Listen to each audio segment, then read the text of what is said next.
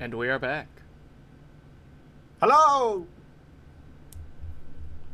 Hello. We have returned. It has been far too long, but we're here. Ah. It is good. It is good to be with you, band of misfits and freaks again. Mm-hmm. I wouldn't spend my Sunday evenings Yeah. with anyone else. I am delighted. I'm so happy to be here. I'm so excited to be back. Yes. Yes. So, previously on Final Fantasy. So, the last time we were all together, the big plan that everyone was discussing was getting Argent to meet Pyrospite. The. Dragon Hitler. Yes, Dragon Hitler. In order to fully understand how to utilize his dragon form. Oh god, should we censor that? Should I just call him Dragon Bad Mustache Man? I Dragon. This isn't fucking TikTok. Yeah, we're on Twitch. I think TOS is not going to thought crime us as hard here. TOS isn't gonna turn off the stream because we thought bad thoughts. Yeah. Yeah, last time was a pretty heavily just kind of party roleplay session on that. But now there are two plans, or there is a plan to split the party for a time, where one half of the party is going to be, that being Argent and Alistair, and Aurelia. We'll be going to look for Pyrospite. Alistair going just to make sure it effectively is contingency. While everyone else returns to Alexandria, and Lutium starts on his journey back to the Empire proper.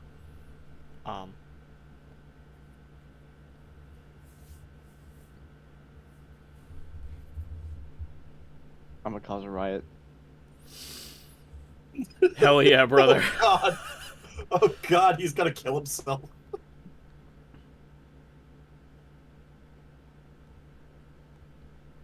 So, at this point, the party is all still together. The captain is going to be traveling back to Alexandria, with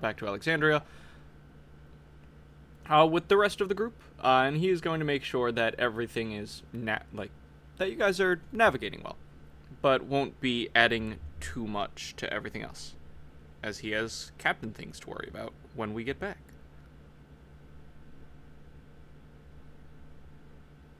Don't mind me trying to figure out diegetic reasons. Yes. Listen, he's busy having a heart attack over the fact that we're going to tattoo a dragon. It's fine. Yeah. He's like, I want to be there. I want to kill the dragon. And they are having to keep... They're going to talk with one of the greatest actual evils of the world. I would very much like to be there to kill it, but no. They're not letting me. So he is moping.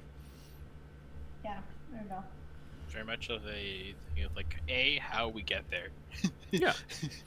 B, will we actually be able to do anything about this situation? Yeah.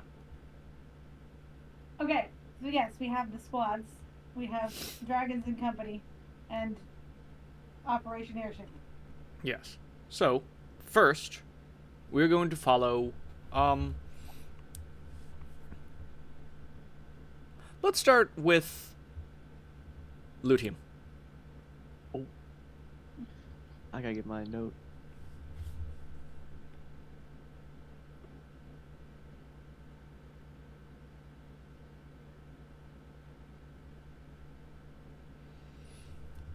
Gotcha.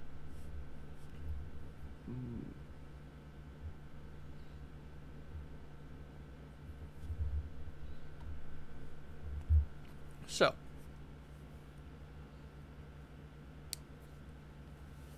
you're heading back up to the Empire.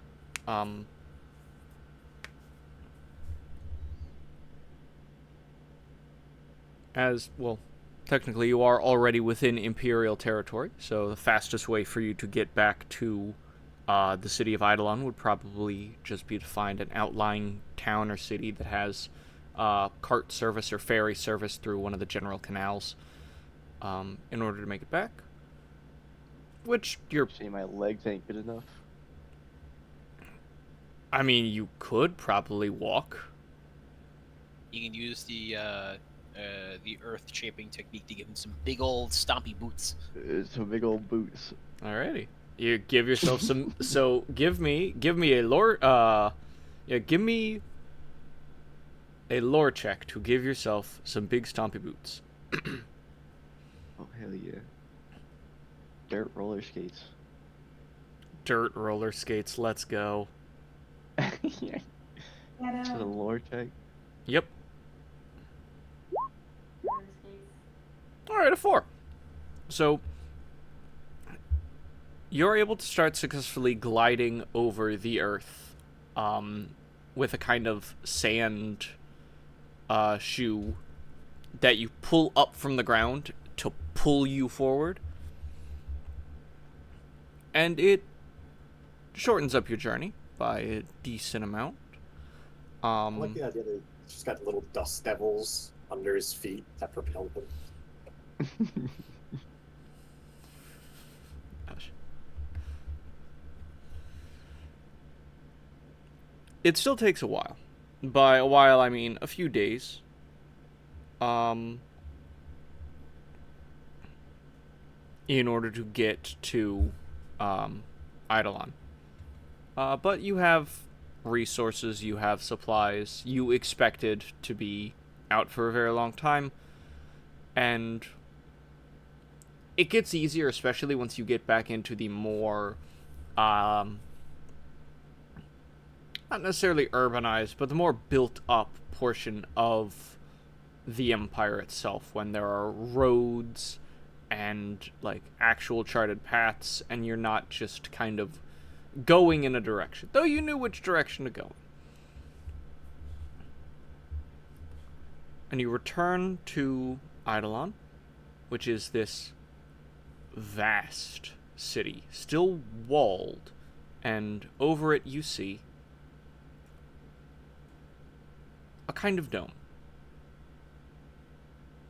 Grand floating glass pyramids suspended in the air by Magitech that encompass the city, splitting the light all throughout it and shining all over the countryside.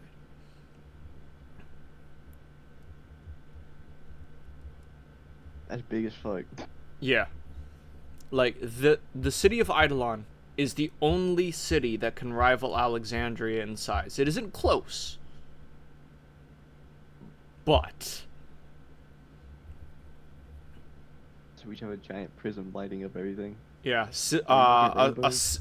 there are many. Like, imagine, like, a dome, or at the very least, the impression of a dome made out of multiple hanging glass pyramids. That's real disco hours now. We're in a permanent disco party. Mm-hmm.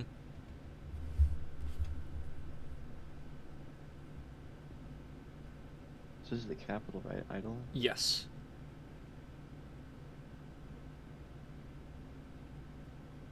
Okay. So you're returning. Are you going to just walk through the front gate? Are you going to just head into the city? That's a good question. 'Cause we had so many, we talked about a little bit. A bunch of different routes we can go. Hmm.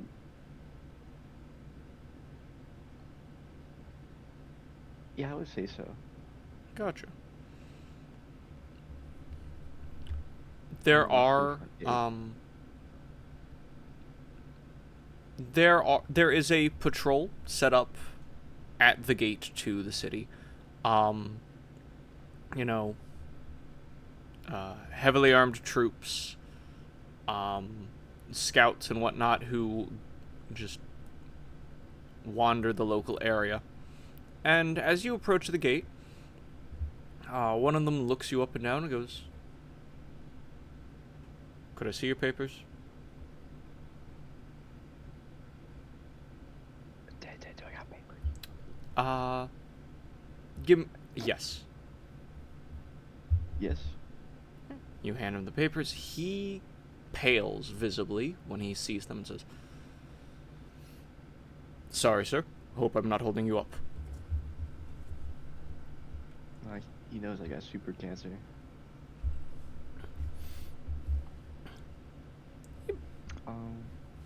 He knows you're a paladin. think- He knows you're powerful. Yeah. It's no issue. I'll wave him. Wave it off. Does he hand me my papers back? Yeah, he He does. goes back. He says, "Of course, sir."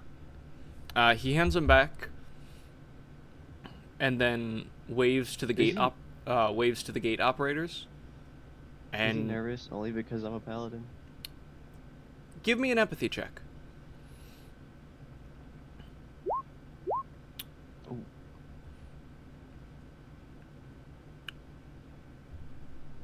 He is nervous because you are a paladin.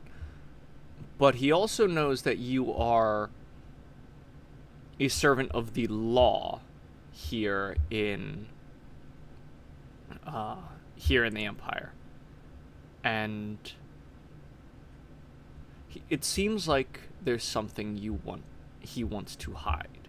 You probably would not have picked up on this before, but now that you know how deep the corruption spreads in this country, there is a part of you that knows he is afraid because you bring consequences.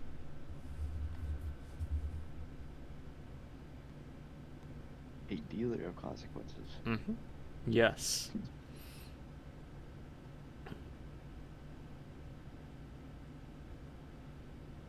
Okay. That all feels really normal. So I'm gonna continue on at a casual pace. Gotcha. The gate closes behind you, and you enter the city, which, yes, is wild to be within. Whereas, for the rest of the players, when you are in Alexandria, you could always see the sky. There's something about the way the light plays through the city that it's always bright. And you're able to navigate. It is never blinding, though. Here, it is a horrible inversion of that.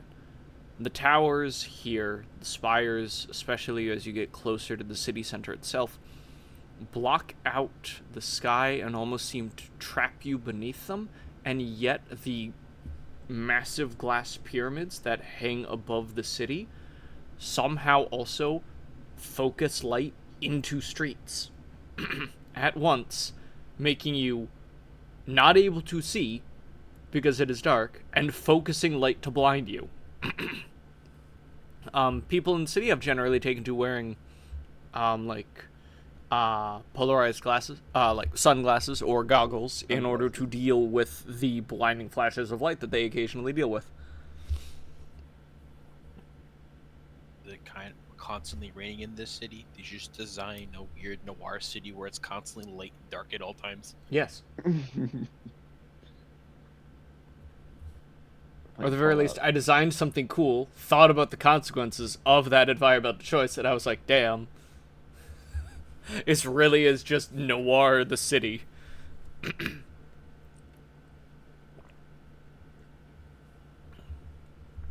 Give me an investigation check to be able to make it back to your offices.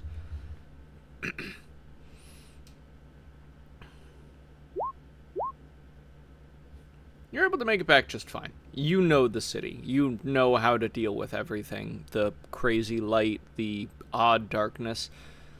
And your offices are in the center.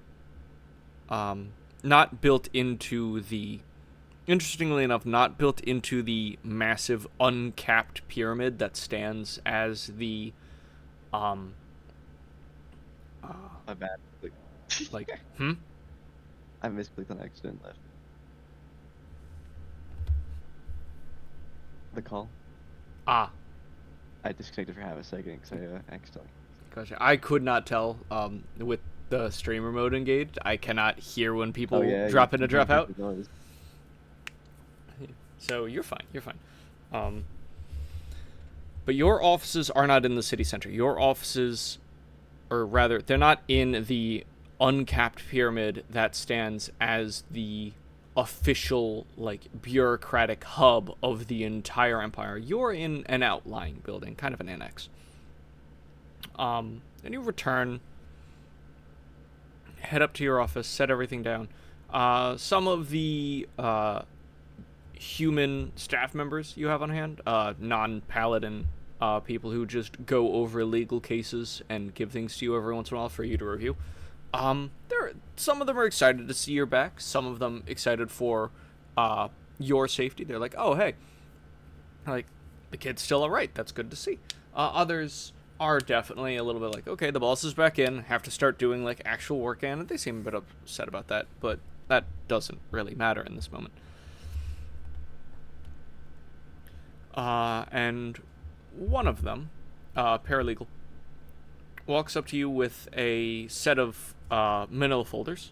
He goes, Lutium, Paladin Lutium. How was the mission? Or how was your work?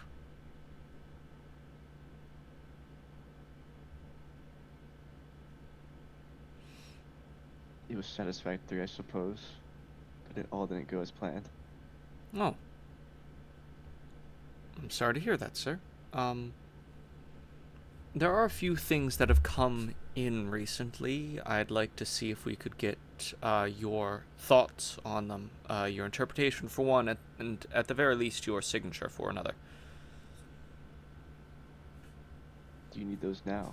I would like them now. They shouldn't take too much time. At the very least, the one case is cut and dry, from what we can tell.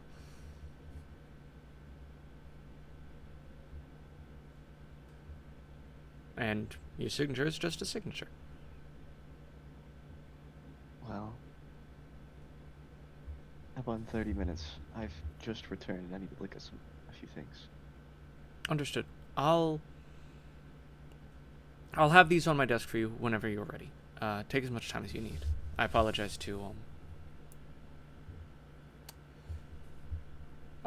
that I had interrupted you. It's no issue. I'd rather be interrupted than not. At least that means you're on task. Thank you, sir. Well then, like I said, the report and the documents will be on my desk when you have a moment. So take care and enjoy the rest of your morning. You too.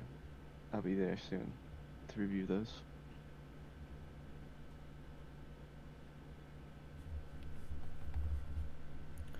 What do you occupy your time with for that half hour before you go to check those files?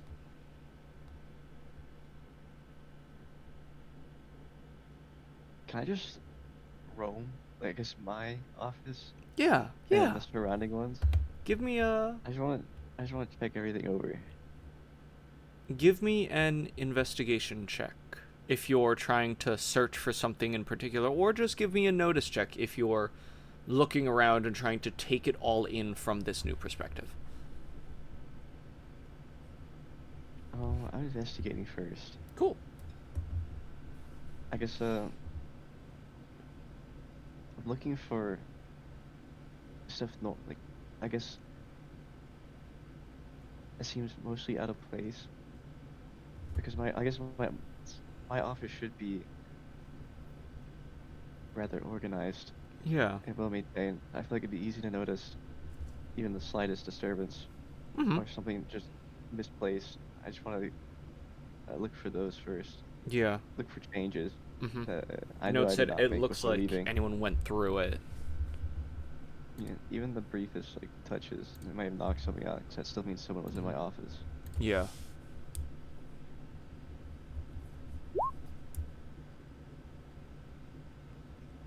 Looking around,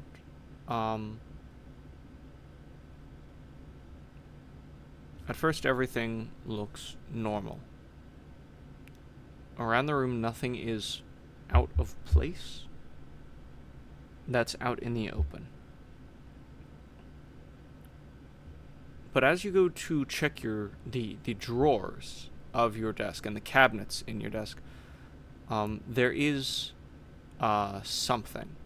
And you can tell just because of your power, but as you go to grip the handle of one of the cabinets in your desk, you can feel that the pins in the lock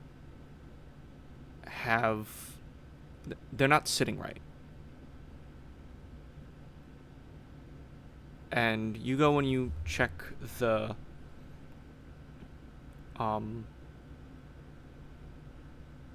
drawer above it, and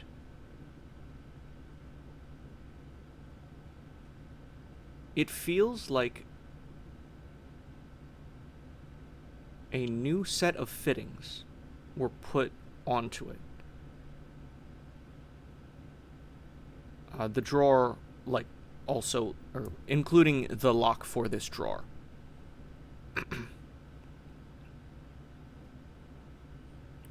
You go to open the cabinet with the key like usual. You find that it is locked, so if anything changed about it, it wasn't when you were here and whoever tried to fix it, or whoever broke in had the foresight to try to cover their tracks, but they didn't expect you to be able to spot this.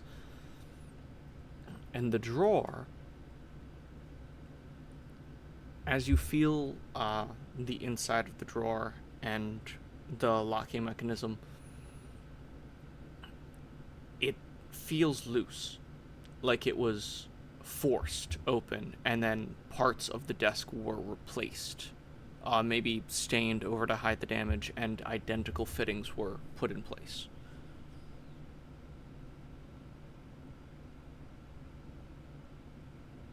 Well, I guess obviously I should open it. Yep. I have the key, right? Yes, you do have the key. Yeah, I want to open it. So you look in, and there are several files, several documents.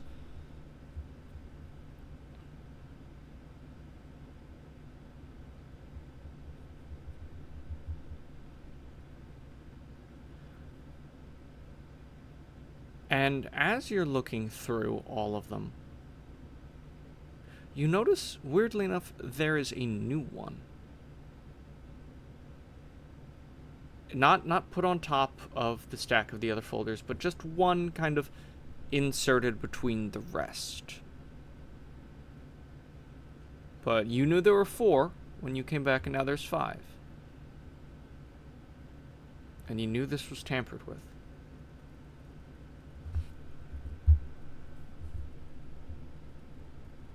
Well, it's a new one. That's not supposed to be there. I want to plug that one up. Pick it up, and you begin to flip through it. It is a case file for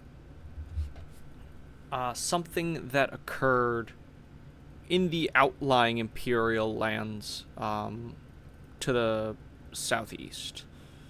Close to where you just were, but much closer to Eidolon. And it's a discussion of... It is the case of a small family that was granted governorship of the town. Specifically, a case regarding the parents and their possible involvement with a revolutionary cell.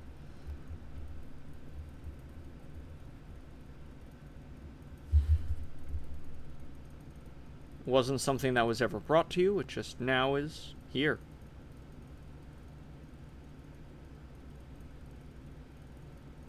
What are the other 4 cases or documents? Is there like a relationship between these and the new one? The other 4 are local matters. Like There's capital? one that was brought forth, which was a land dispute. Um, One that came forth was notes and case notes on a raid of an old um, power station. That had There were reports about strange things happening there, possibly some kind of cult involvement. The raid turned up nothing. But at the very least, you thought to watch that location and see if the interesting events began to occur again.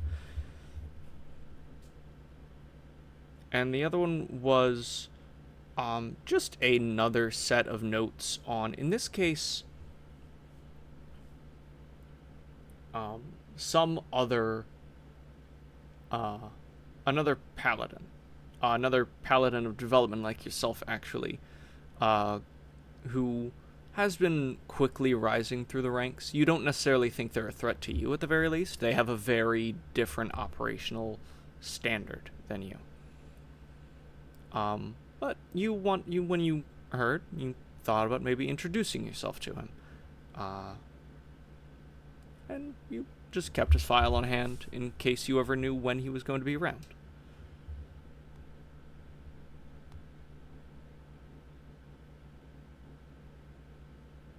So someone placed a case file in one of my locked cabinets about a family taking over ownership of a town.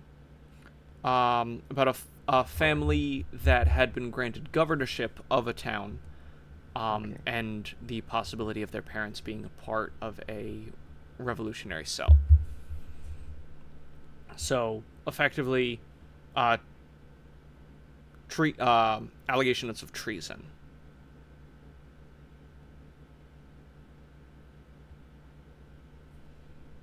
Okay, I'm going to put that back in its place and lock the cabinet. And I'm gonna go to the cases that that guy wanted me to review and take it as an opportunity to ask, were there any visits uh, during my absence? Did anyone visit our offices? That's what I want to know. Mm-hmm.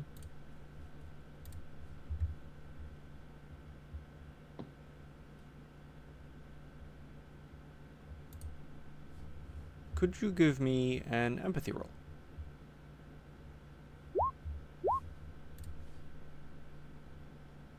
Oh boy.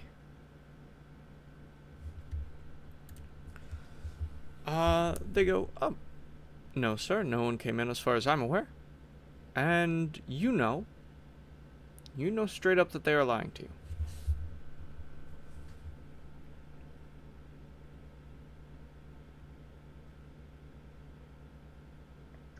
I'm just gonna look him down. I'm gonna stare at him quite intently, because I feel like this, I wouldn't let that kind of stuff slide now or even in the past. And I feel like it'd be well known. I'm quite attuned to knowing when people are lying, and so I'm just gonna give him a look, or a look, a glare that makes it quite obvious that I know that he's not telling the truth. Alright. Sir, there was someone trying to bring a case before you, but it was sent to be handled by the lower courts instead. Yeah, but who? Did you recognize him? No? Any badges, rank, No, insignia? civilian. Civilian? Yes.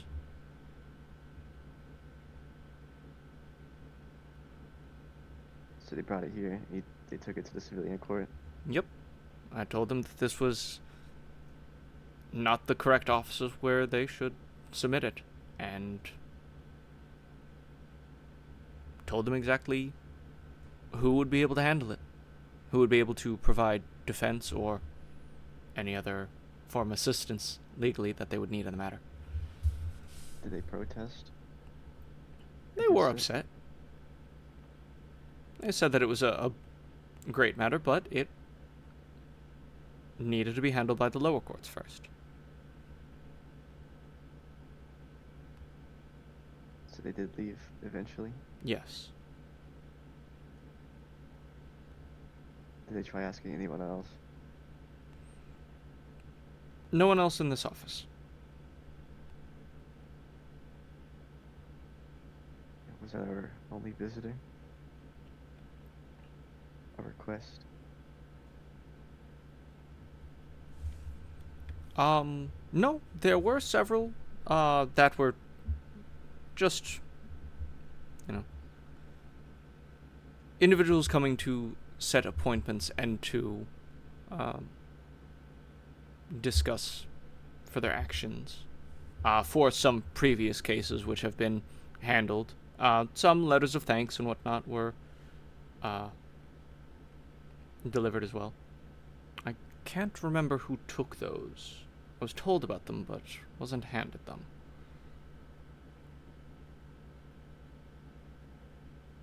Okay.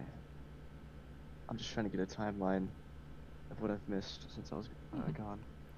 If you'd like, I there can have a report written up for you. Yeah, let's do that, if you will. Perfect. Tenzin, is there... I guess I want to look at the reports that you specifically left out for me to review. It's just the two. Mm-hmm.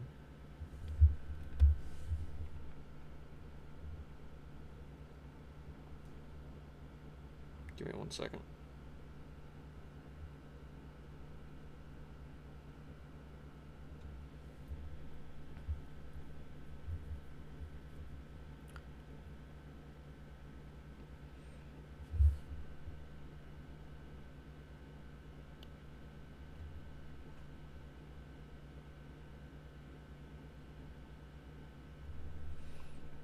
The first report, the case that he has for you to review.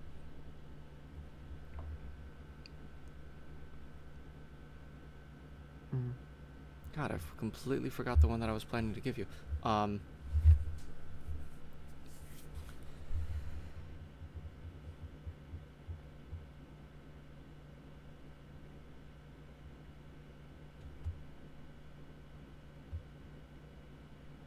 We will get back to that one when I can remember it. The file that he's brought to you, the document that he requests you sign, is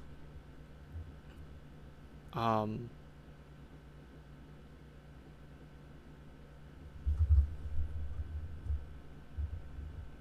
to best describe this? They're making the drinking age 24 now. God damn, boy. Of course, that's what you come in on. Wolf's here. Hello. The captain has Hello. returned. Damn it! I was just about to do that. This document is effectively allowing for a level of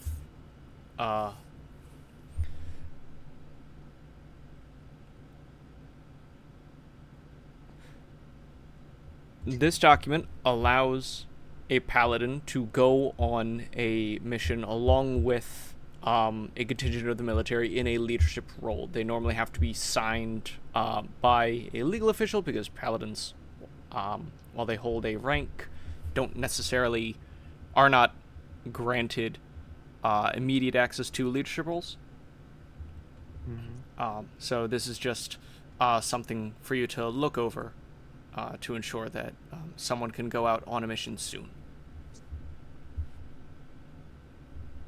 Oh, okay. Oh, I want to sign that. Gotcha. I'll sign it.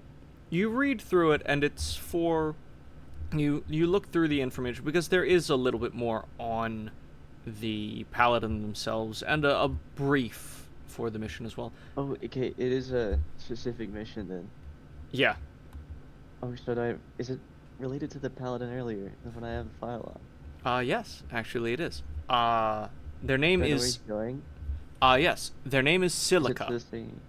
Oh, So the paladin's name is Silica, and they are going up to the Virmana. that, oh, but not to the town on my other report. Yes. So where is that? Um, Anna? Please? so the Virmana is the Virmana. giant floating city. Are you... Sky Island. Yeah, Sky Island. Or more like enormous, like. Yeah, we'll go with Sky Island for now. Imagine they built a town on Final Destination from Smash Brothers. Yes, Yes, but bigger. and they also Okay, made Bioshock Final Infinite? Destination from Smash Brothers. Bioshock Infinite Flying City.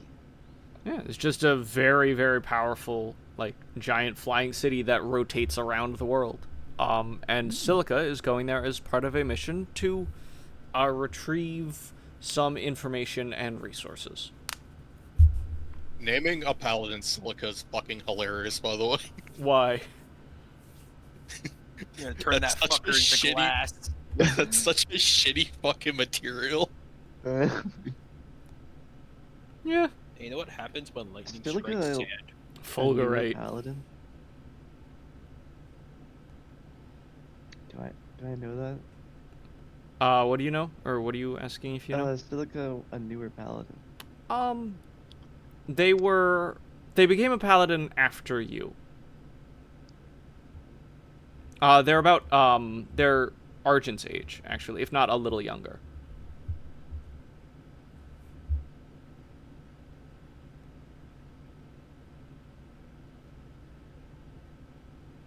Okay.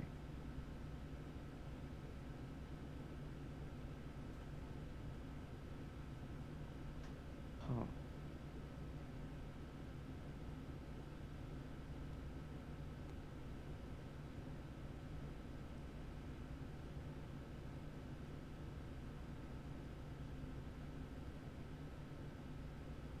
I don't like that you named them. Yeah. What? Yeah, it's like that's Silica. It's the shittiest name for a Earth paladin. Yo. I don't think that is disrespectful at this point.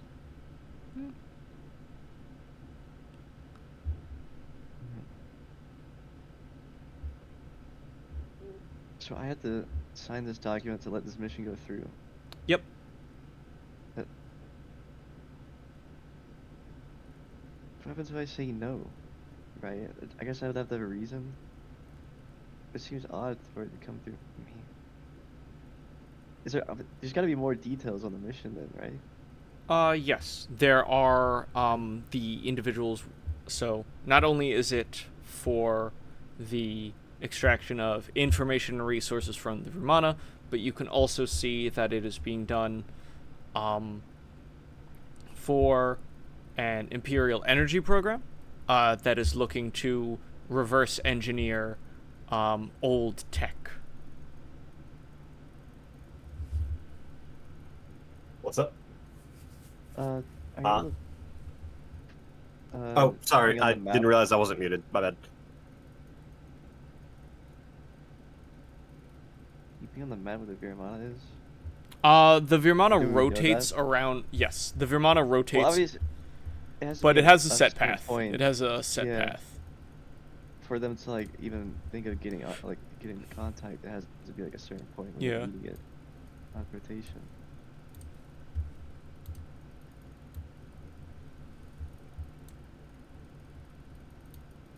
There. So that is effectively, that purple line there is effectively the. Actually, no. Now that I think about it, that is not where that is. Okay.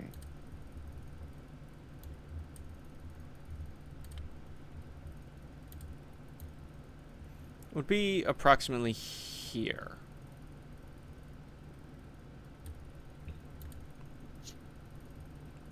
So Beyond along that Jupiter. line, the Virmana circles the world, and it's within the atmosphere, so it's difficult to get to, but you can.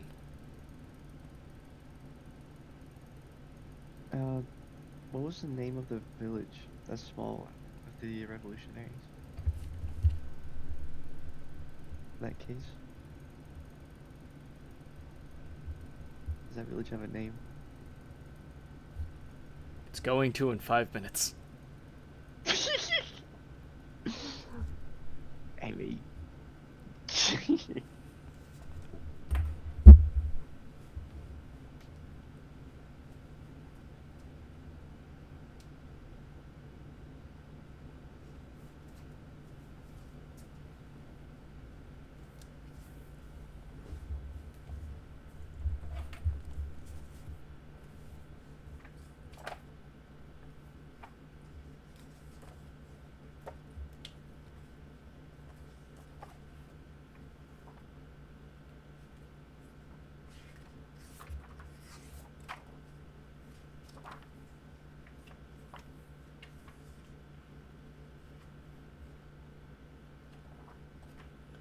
So the town is New Trask.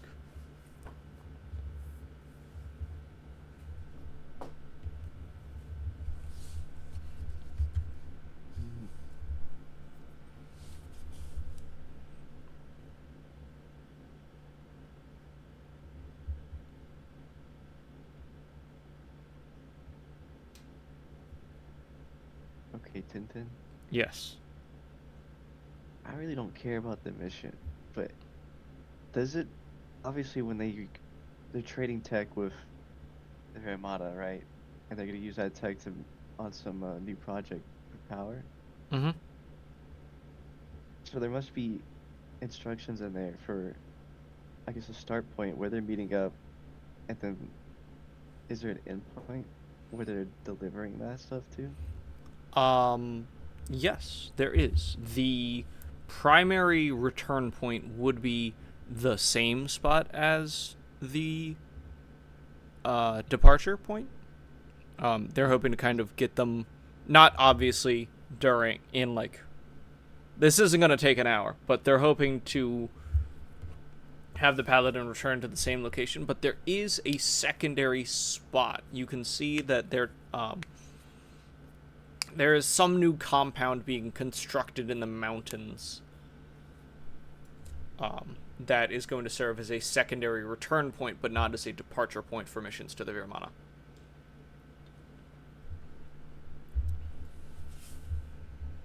So you said it was gonna be fast. As in this mission, as like a Maybe not fast. Sorry. They expect this mission to take one rotation.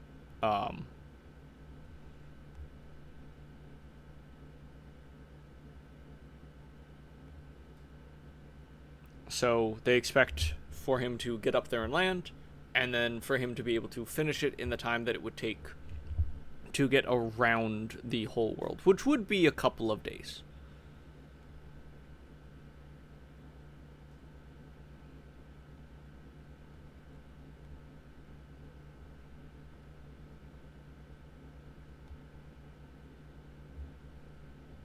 okay. Where's the village, New Trask? The village of New Trask is located northeast of Eidolon. If you look at the map, it would be here, at the bend in that river there. Oh, I thought this was a dude. No, someone someone drew a head on the. I think it was Argent because there's a purple dragon of the same color. Yeah. It was absolutely Argent. 100%. He's the only one that could be. I don't know what you're color like talking this. about. Anyone could have done that. Graffiti You're all over accused my of nice being a map. Doodle Bob. You said they're taking this stuff to the mountains, so it'd be here. So. Yes. The mountains would be the secondary point. The main one would be, like, right about here. Okay, in a few days here.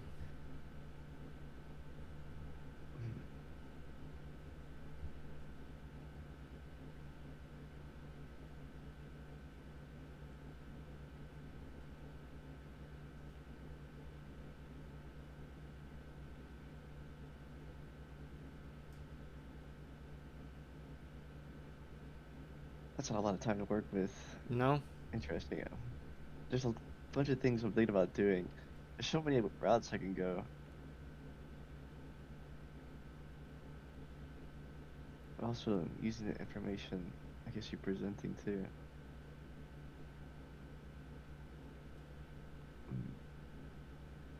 Did I guess,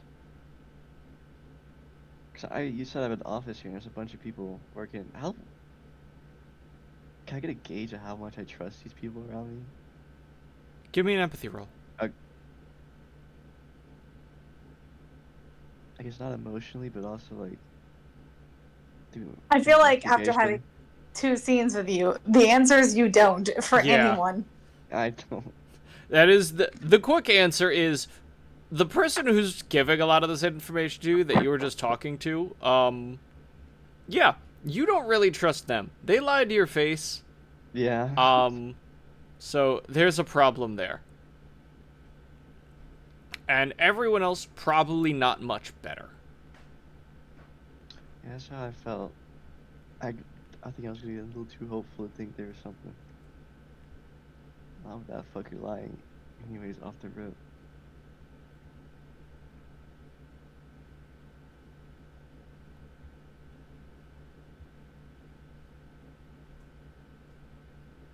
Okay, but I'm gonna sign that document for the Paladin mission. And let that one go through. Gotcha.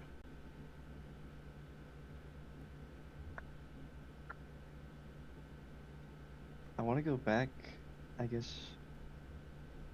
No. Yeah, I want to go recollect that one case that was put into the drawer.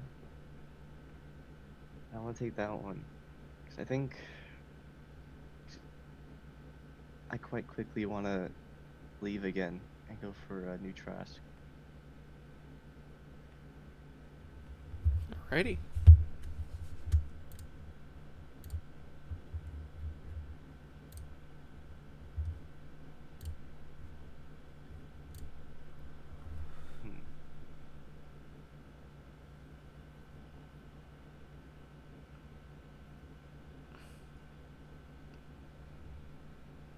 The paralegal takes the document you've signed and goes, "Wonderful, sir. I'll make sure that this gets sent back over and filed properly.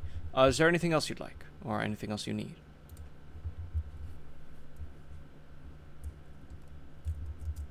No, I'll be gone for another few days. Oh, I see.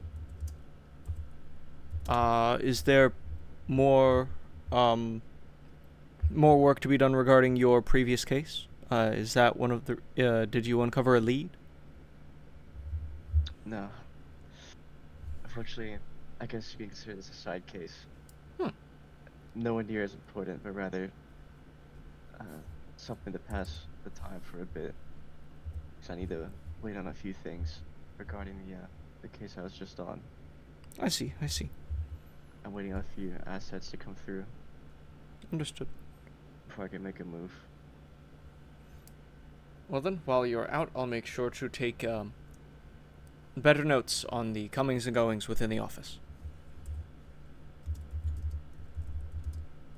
I would also double check the locks. Oh.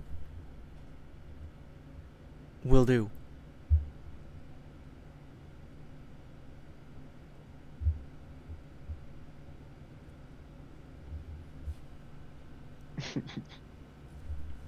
So, you Trask.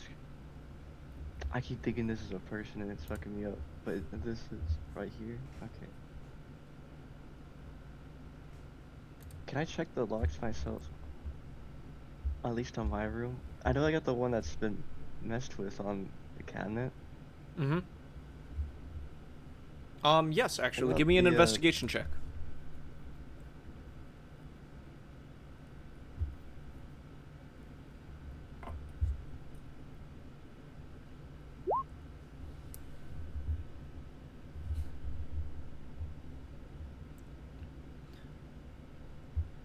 For your office, um, the locks on the door were not tampered with. And as you check every other place you could think of for someone to enter, you do find that one of the windows has been adjusted.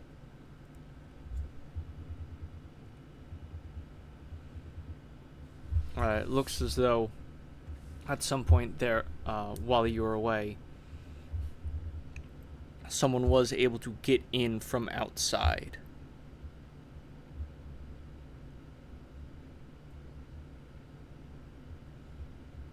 And as you pop out of the window,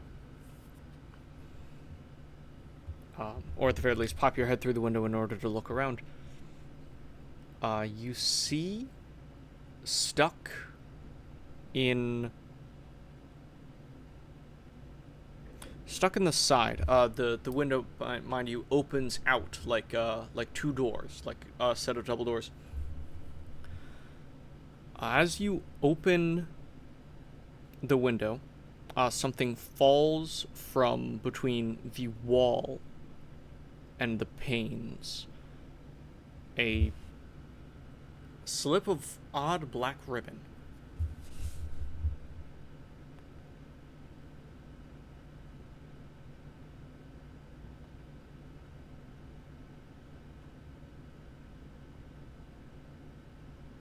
Okay. Can I collect that? Yeah. Give me the ribbon. You take the black ribbon, and it's odd.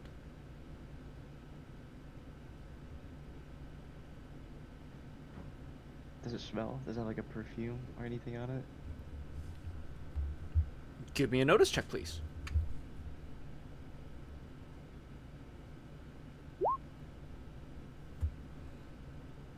Yes, actually. Well, interestingly enough, not necessarily a perfume, but A scent? yes, Like it perfume? is. It smells of alcohol, Mmm. and not just like of like Dan's breaking in is what you're telling me. Hmm.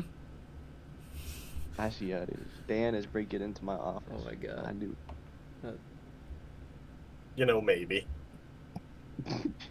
I wouldn't be surprised. You drinking vodka in my desk.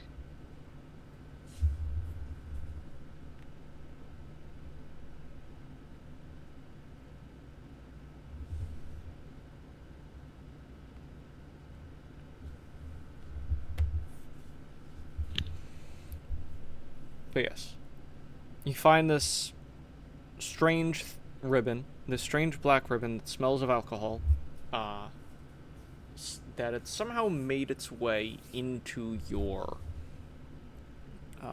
into the window of your office.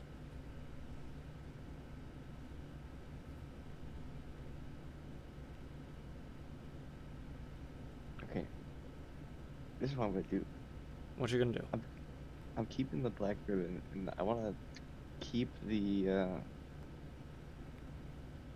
smuggled report, and keep those both on me. And I'm gonna, I guess, fix everything real quick. Mm-hmm. As in the window and in the cabinet, I want like make sure everything's in place exactly the way I had it before I returned Gotcha. into its normal, I guess, normal status. Cool. I'd say you're perfectly able to do that. It's your office, you've noted what's changed so far, so you'll be able to note what's changed when you come back.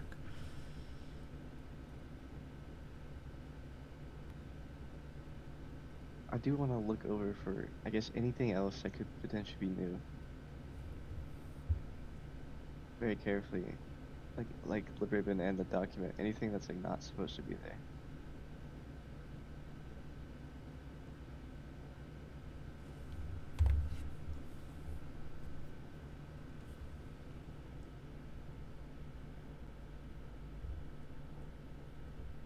other than that ribbon, other than the document, there's nothing else. Okay, if there's nothing else, then I'm gonna, like I said, make sure everything is like in it as a neutral state as possible. That's how it was. And then I guess lock it no differently either. Basically, I want to go through my entire normal procedure when I leave. And then I guess my next step is I want to immediately start heading to New Trask to follow this case report that one is smuggled into my office. Alrighty. Everything is set. Everything is exactly like you want it. Set up in just the way where if something gets tampered with, you'll be able to tell. And you hit the road, heading northeast to go to New Trask. Now then, we're going to cut back over to the other two party members.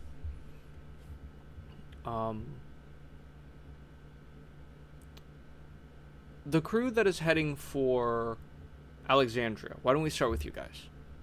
To Dan and Ace, how does that sound for you? Sure, that works for me. That is fine with me. I don't mind going last. I can be patient for my turn. There might be some more cutting between these two scenes as well. Cool. Yeah. So the captain, Josiah, and Chad are all set up on the skiff. Now that the sandstorm is gone. And you're heading back. You're almost back to Alexandria at this point. You've been able to see the city for forever, effectively. But you're starting to get, like, into its shadow proper.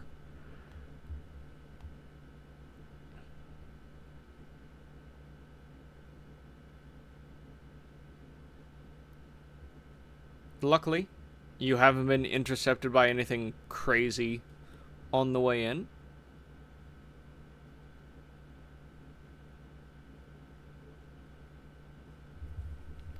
And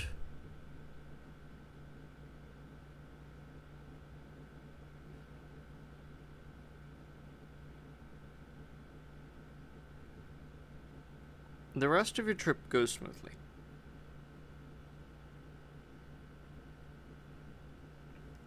How do you plan to re-enter the city? A stupid question. You're all able to walk through the main gates and everything.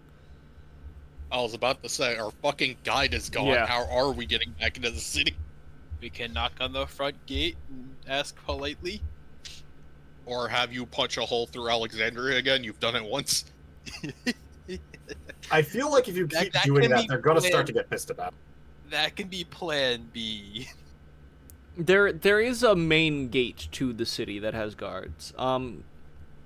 Who is flying this thing? I am.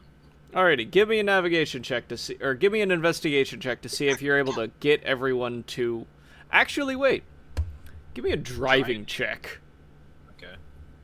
Going to fate point. The often My used driving checks have been skill. dog shit recently. That's a 5. That is a 5.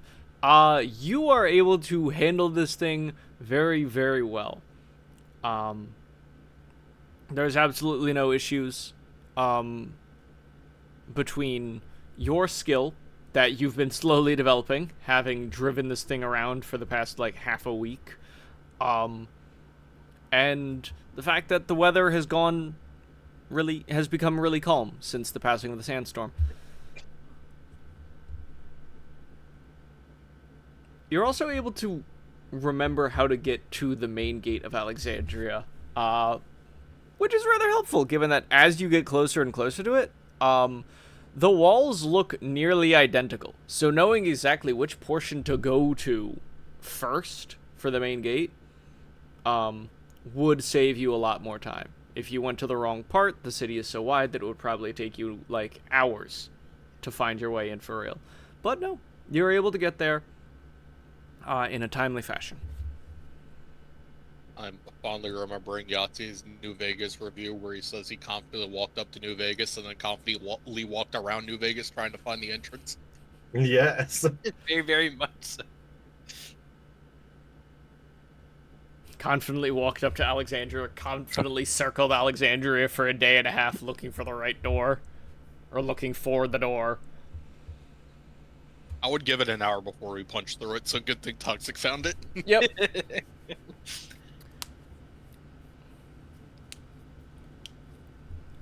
This party is not known for its patience. No.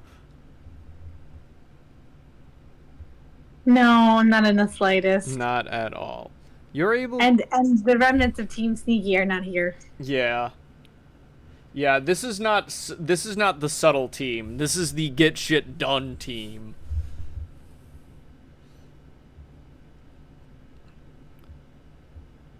You also, Yozai, you slow down the ship as you approach the main gate, and several guards pop their heads over the wall. And they say, and, you know, they ask, who goes?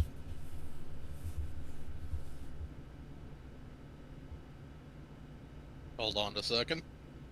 Hold on a second. It's been a while. It's been a while. This thing How lagged so dare badly. you not recognize me on sight? I'm not even gonna fucking speak to him. I'm just gonna roll contacts and look at him.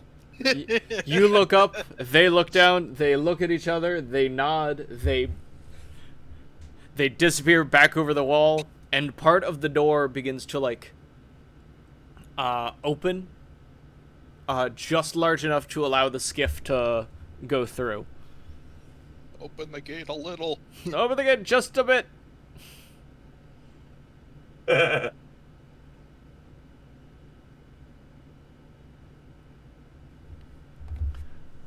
And there are actual, the best way I can describe it is there are parking structures on the inside of the gate for skiffs and other vehicles of this nature, caravans and everything. The land dock. The land dock, the fantasy parking garage. Ooh, parking structure. Woo.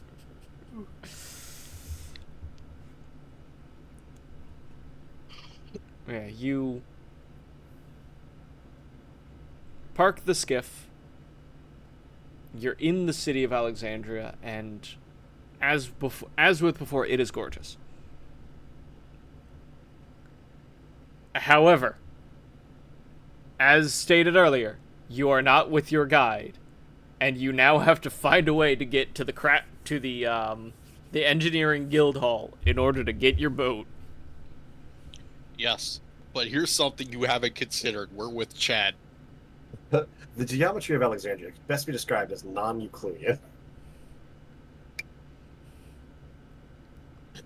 Lou, are you here? Yes, he is typing. Hell yeah!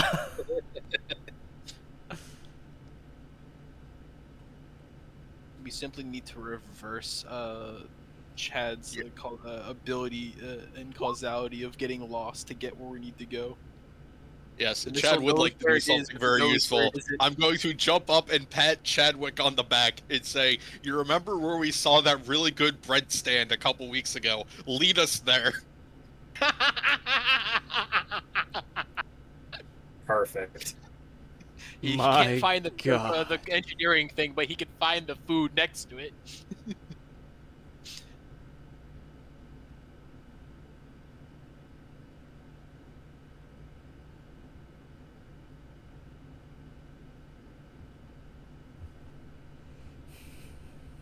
Man has his priorities in order.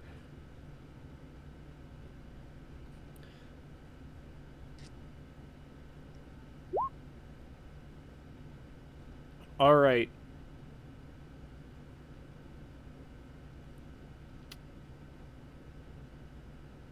Sure. I will ask you for I'll ask you for an investigation check. Cool. Out of 0? That is not a 0. That is also just a 2. So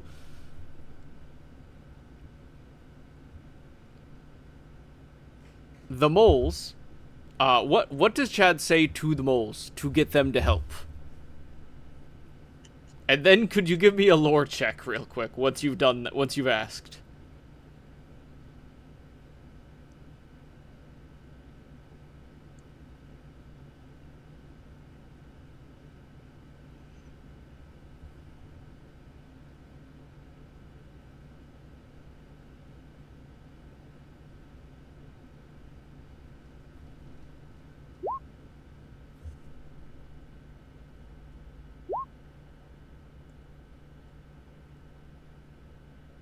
Two things are happening right now. The first thing. The moles have never dug around in Alexandria. You have carried them around, so they would know only as much as you know, not regarding, like, because they haven't dug through the city streets. Second, so the moles are a little helpful, but not too much. And here's the thing: you are able to find the bread stand, that you were looking for. Here's the issue, though. The bread stand, the bakery, is effectively a chain. You have, by some miracle, found another one.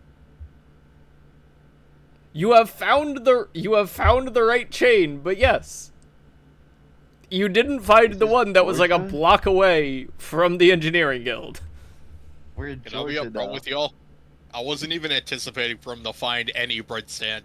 No, I was no. hoping to get lost and actually get us to where we needed to go, trying to find the bread stand.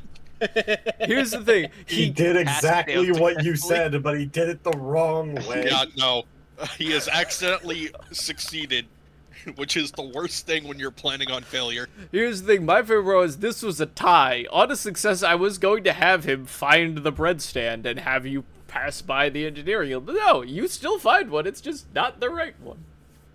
I was Pass, thinking that fail, they found the success. bread stand, but the bread stand, it's the same guy. It's just no longer in the same place. Like It's like the bread. Alexandrian It's like a geometry food is truck not thing that stagnant. moved around. Mm-hmm. Well, not even a food truck. It's that the city fucking moved. Like, yeah, Yeah. I was next to the engineer guild yesterday. Yeah. It's like, oh yeah, I know. I was Right, like, right. yeah, I was on level 17 for like 3 weeks, but like I just woke up and now my shop's here. I don't know how I wound up on level 4, but that's how it goes. Actually, we're gonna go with that. Yeah, you find the exact same bread stand. It's just that it's in a different part of the city. You don't even have to go through any weird-ass gates to get there. You just walk.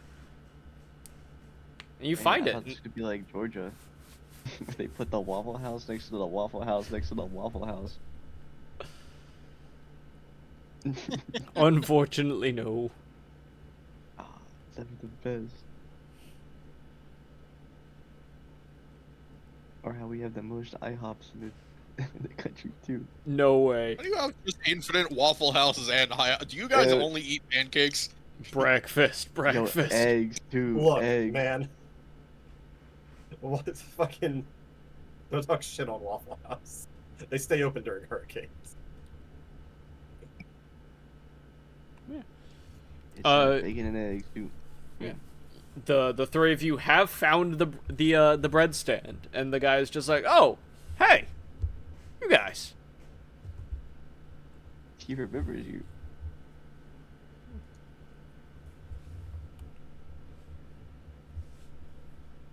Been a bit since I see you. You came in with the Ifrit cult, right? I believe they refer to themselves as a church, but yes.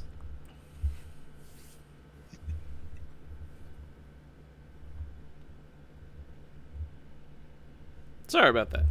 But anyway, hadn't It's alright. That's mad people need to be disrespectful, taught. dude. Yeah, some people need to be taught not to be rude, apparently. it has been so long since I've been running this world, I can't remember my own lingo. Also, nah.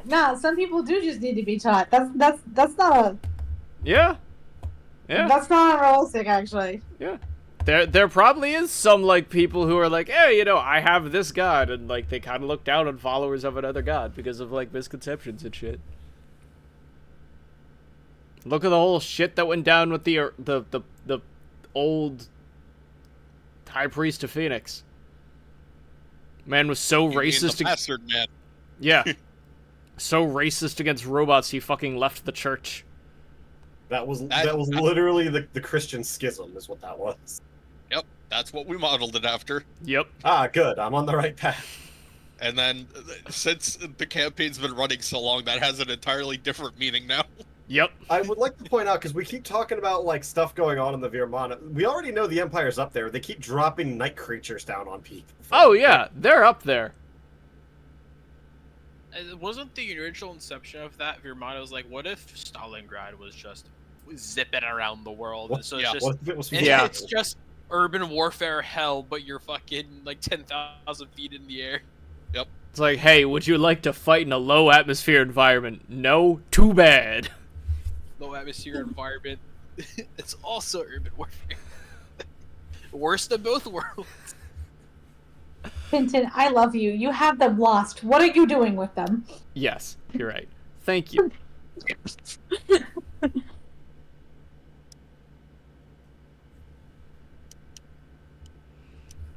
So, what brings the three of you back? I figured you would have left with the rest of everyone else. My ship is in repairs at the Engineering Guild, and because this city is about as easy to navigate as, like, any political discussion I've ever been in, where is the Engineering Guild in relation to where we are? So, last I saw, the Engineering Guild was on level 17. And you should need to go about maybe go around the city clockwise for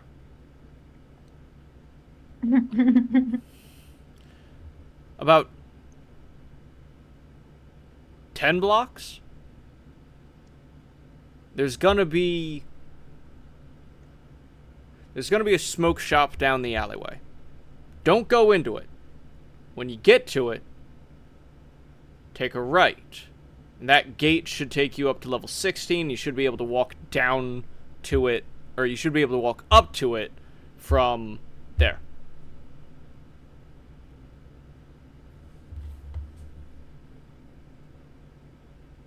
Thank you, thank you. Of course. Question B is, do you have any sour bread? Yes. Actually. Day old or fresh? Day old, he asked me. I've been in the fucking desert for like 4 days. I want fresh food. It's a valid question. Not everybody wants it, or not everybody can pay for it.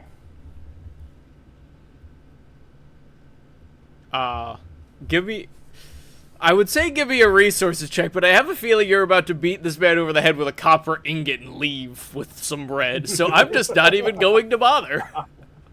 Good. You purchase a wonderful fresh sourdough loaf.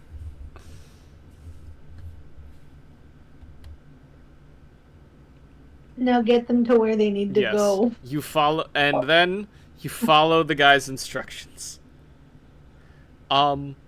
The Engineering Guild seems to be really busy right now.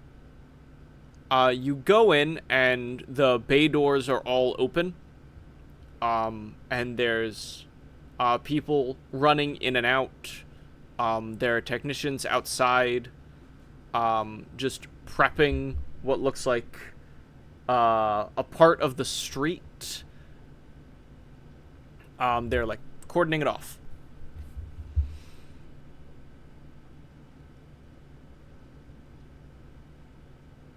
And a couple of them notice you, and they're like, "Oh shit!" One of the guys looks at three and goes, "Oh, perfect! You guys are here at just the right time."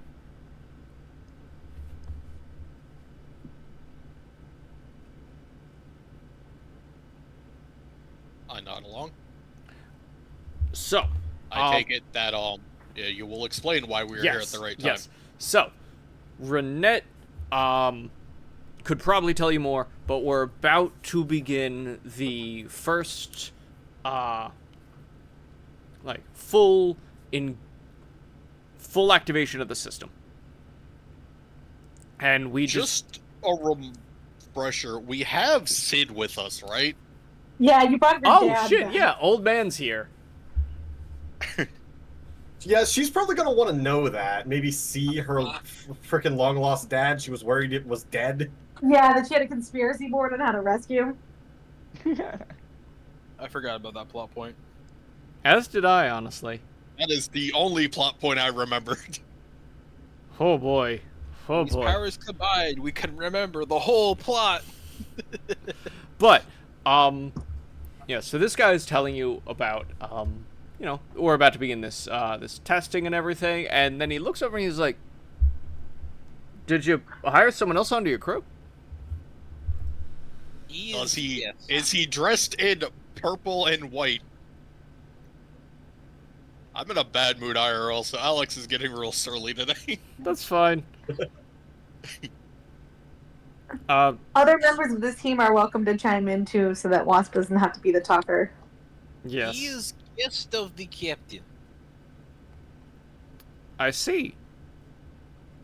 Is he here, to check out the work? Did you hire on another engineer to try to give us a hand? Or are you just coming to see this, Something like that, yeah. I think we need to speak with the chief engineer, Renette, as soon as possible. She'll be up in her office then. Wonderful. Is her office still up the stairs toward the left? Yes. Always need to check. The interior dimensions don't Alexandria, normally baby. change. Though one time... Normally. Yeah, No- okay. Yeah, Do not say never. look, the last time this building got internally rotated counterclockwise was 3 months ago. I love that standard.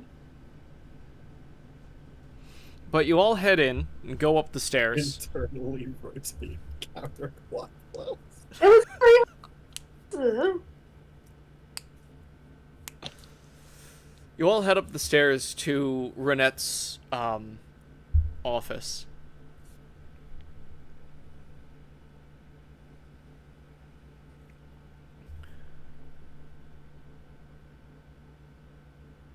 And she is waiting at her desk, poring over some calculations and papers and everything, and just goes, I've already told everyone what their jobs for this are going to be.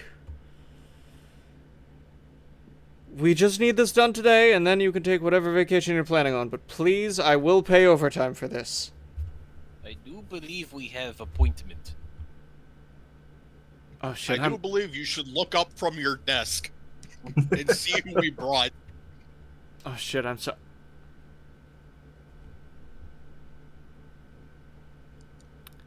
She sees her dad, and she just goes quiet and kind of pales a bit. And he awkwardly waves. Hi, honey. No, very much just like the. All right, been a while. Okay, so he knows that it's his daughter. Yeah. You don't have to play. Yeah. Hey, by Who the are way, these people? You had a kid. At some point, this was explained to him, presumably on the way. Yes. No matter Well, how I don't we know why explained he it. was We so explained it bold. to him the moment we found him. Yeah. And then you annihilated the guy. But anyway, he looks at Renette and just goes, We do that. "Thank you for sending out the gold standard and rescue to come get me." Don't you mean the aluminum standard? The old standard. All right, get a fate point.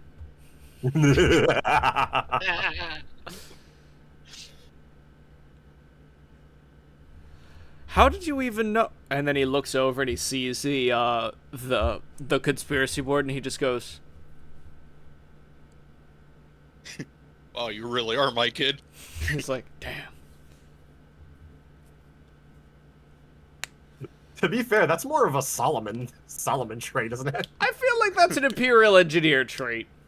Yeah, I Yeah, feel that's like fair. if you get high enough in the Imperial Engineer, you become deeply fucking paranoid. Either I that or think Which makes complete sense. I don't know if it's even an engineer trait. I think it's you come from the Empire. If you're high enough in the Empire to understand what's going on and you leave, you are paranoid for the rest of your life. Mhm. Yeah. Indeed. That tracks. He just You looks got over. And he's, Solomon, you got Argent, you got these two. If you know what's It's- happening and you're not there anymore, you are thinking about it constantly. It's almost like the evil empire we've created, modeled after the Third Reich. Yeah. Hmm.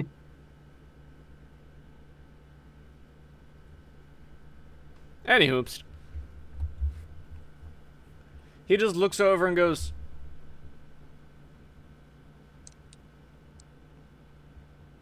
you really got it close, but damn, everything here. Guess this. Who are you, Renette? How in the hell did you find half of this shit out? And she honestly, just waves to Alistair's not here. If I feel like we should give these two Yeah. some space. yeah, Also, so you don't have to. yeah, I was like, oh fuck, Yeah, Im- have your NPC conversation. theater. I hate doing this. Yeah. Also, They the have fact very that Yeah. touching reunion. Yeah. We- It's we- like- the fact that half of our party is missing, Yeah. is also going to raise some question Mhm. marks. It's like Yeah, they might want to. Oh Captain? no! Oh no! They're Yeah. about to know what's. it's like Captain. Could you go? Alistair. Could you and your crew go help my people with your ship? They're trying to fully activate the system and hopefully get it to remain hovering. If this works, you will be in the clear to go wherever you want. If it doesn't, we will probably take another week on this. But here's hoping, as she crosses her fingers and kind of gestures to the door. It That's will the work. type of confidence I like to hear. You handed me a notebook of a genius, but somewhat crazy man's, like, lifelong passion project. I point to the whiteboard. You're the only one I know who's crazy enough to understand it. Yes, and even then we're dealing with thousands of year-old tech that only works in theory that no one's been able to reverse engineer. So, you'll forgive me if I lack my usual confidence. Now, if you could please, I have a long discussion with my father. Also, one of your crewmates, has been... Well, if you could talk to Blue John, from what I understand, he's been, hustling some of my employees. That sounds like Blue John.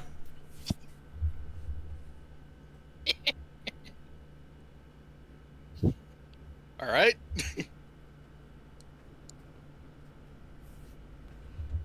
I guess now we Yeah, go you and all find head- Blue John. Yeah, you all head back downstairs. Go make where... sure the ship flies. Yeah.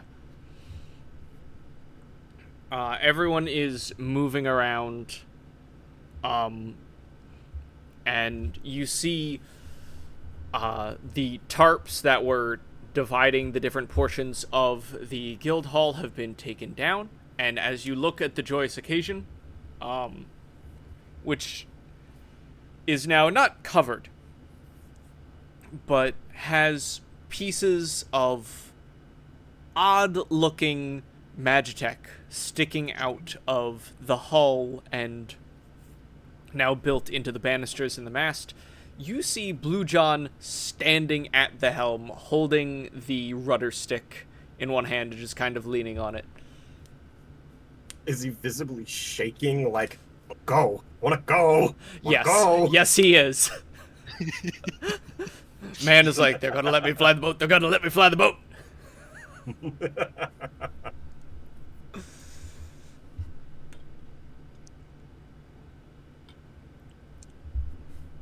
I pat him on the back and just say, "Patience, Sean." Captain. And you must His remember what name you is sound like. Sean? It happens. Alright, look, boss. I haven't been able to sell shit for the last, half a month? Because we've been here. I am itching, at the very least, to get back to the sea, and now we're going into the air. It's gonna be great. But you gotta It's give gonna me... be great. You gotta give me this!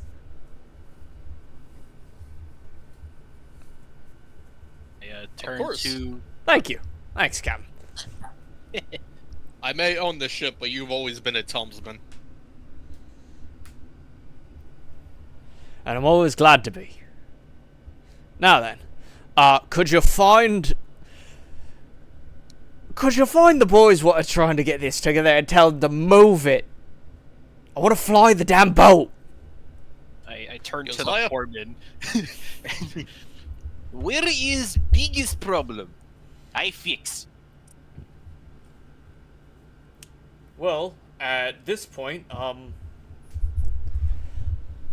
the biggest problem we're having is just figuring out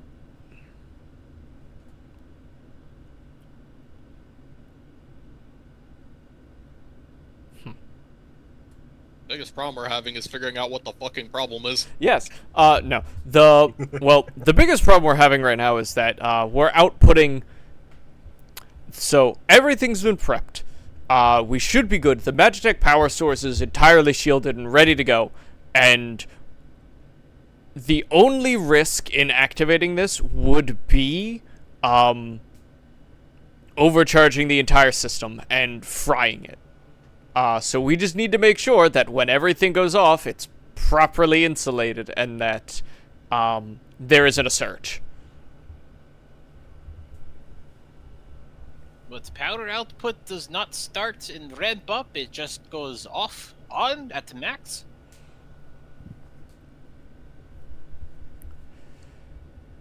We need to be able Surely there is dimmer in design.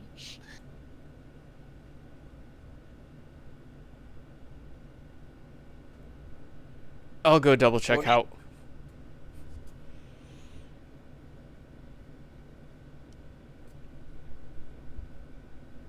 Is issue connection issue?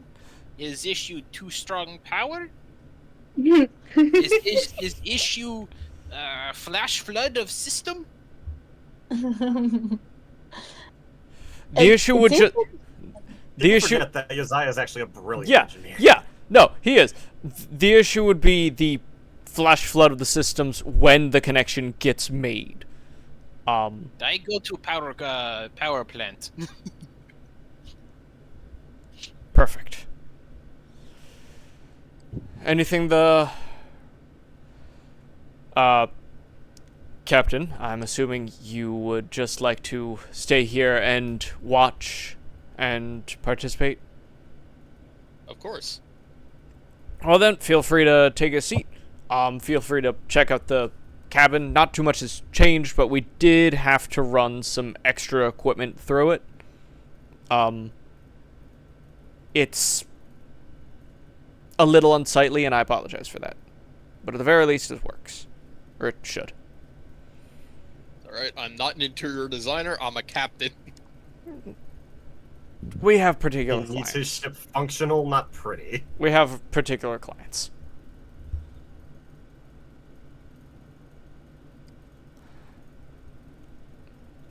Alrighty. The foreman yells down into the hull.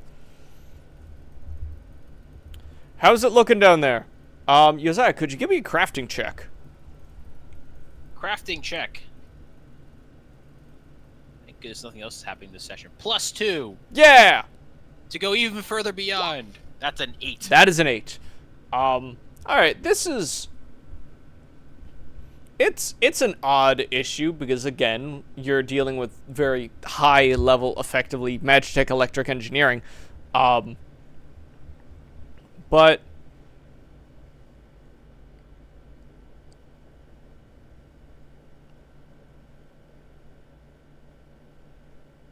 You build some extra glyphs into some of the channels that are designed to take on all of the power in order to try to get them to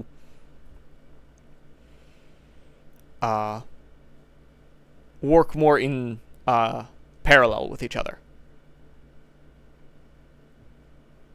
Okay, so you know those how we have to charge up the main gun before we fire it off? Yep. Basically, my idea is to basically build those kind of like capacitors. So think of it like you have a stream, and so instead of flash flooding the stream, we have like a side dam Yeah. lake or like the runoff goes into. Yes. So when we flash flood the system, some of the stuff gets diverted into the capacitor first. No, yeah, that evens out as the the power source / engine kind of evens off and settles. Yeah, no, that would be perfect. And you design that with some more complicated glyph designs and extra connection points. It probably could have worked without these, but there was definitely still a considerable risk to frying the whole system and possibly destroying the ship.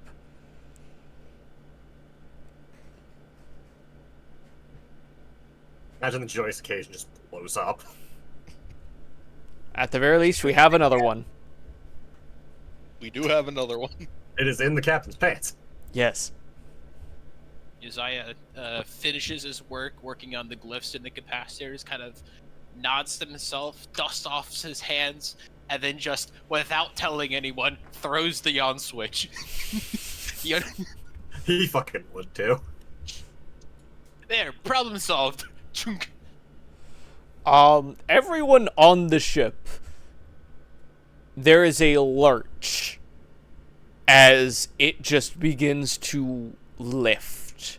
Not fast, not too far, it is fast, but it's just not too far as it hops maybe 3 feet up in the air.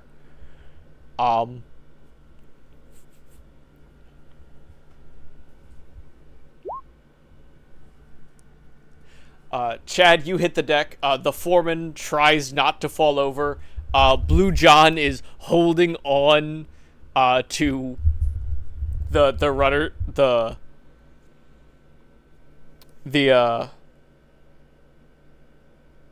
stick. The stick. You hear a yell from the depths of the ship. Power issue solved!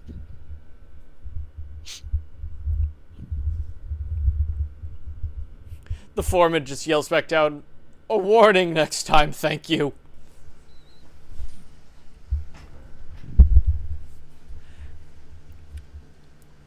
And Blue John pulls the rudder stick over to the side, and you can see that if you're looking over the ship, the Magitech built into the sides begins moving the ship, rotating it. The sails aren't down or anything, and the ship is now moving entirely by the power of the engine and all the new additions.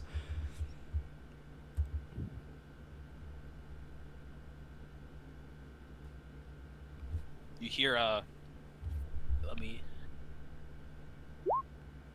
thunk from down below. Stabilizer calibrated. The foreman looks down at the... The foreman looks down. Was it not? Smacking it with a crescent wrench. There was list 3 degrees. 2 port. Is fixed. God, I love you, Zion. And the ship safely... That he somehow intuited the fact that there was a very ever so slightly not a level floor. Man's inside a ship which is now levitating halfway into the sky, and it's just like, my equilibrium's off. The guy knows boats. He just does. It doesn't matter if they're floating or flying. He knows boats.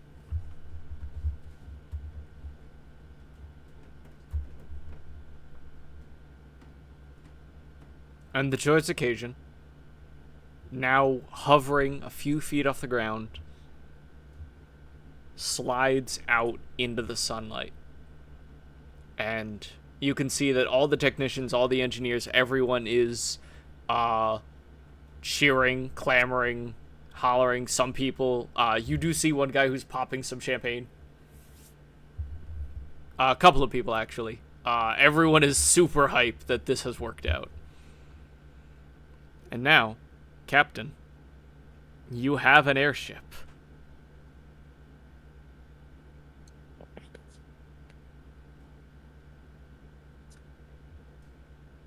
Blue John, Aye, sir. take us wherever your heart desires. Should we drop off the the people first? No. Nah? Okay. We are forcing people to take the victory lap with us. Blue John takes the rudder stick and just pulls it back. Normally, it only goes side to side, but he pulls it back and the ships start tilting and angling up. And then he flies it through the... he yells down through a bell that leads to the lower deck and says, Josiah, if you look... Yes? if you look around there, you should see a switch that gives us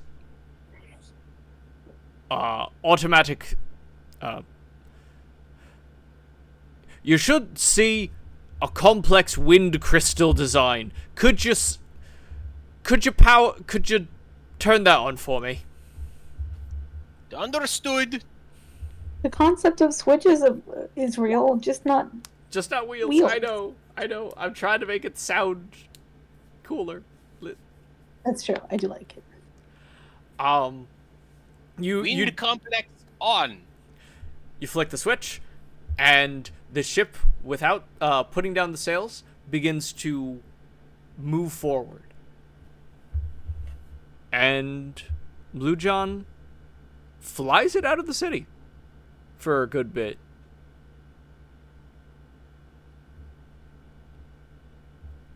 What is it like for each of you?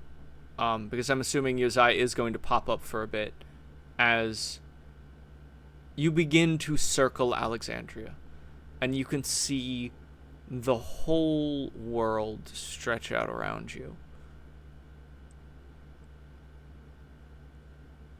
Like, you can see the mountains off to the east. You can see the deserts and just a little bit of the sea out to the west. To the north, the desert gives way to savanna and forests, and rivers weave through all of this. Yes, roll will.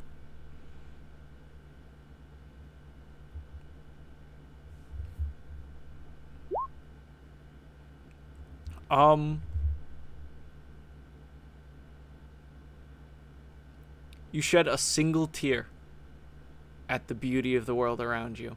Captain, how do you feel? I'm trying to find something on the YouTubes. Give me a minute. Take your time.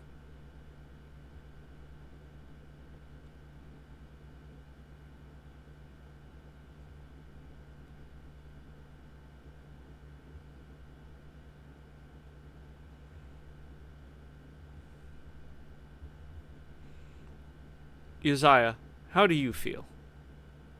It is a deeply religious experience for Josiah, being up so high in the domain of the Sky Father. Hell yeah. Oh, that's perfect. That makes complete sense.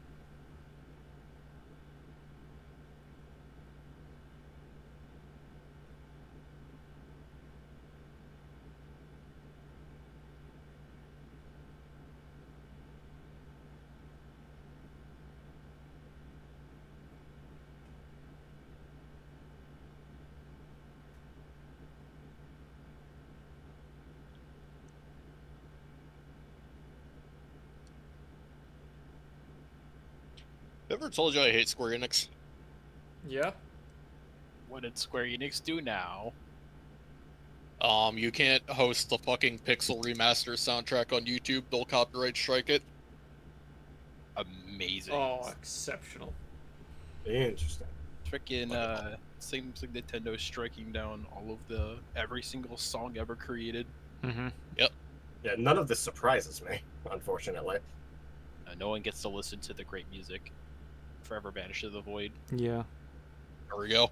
I posted the original version of the airship theme. Yay! Oh, perfect. Yes.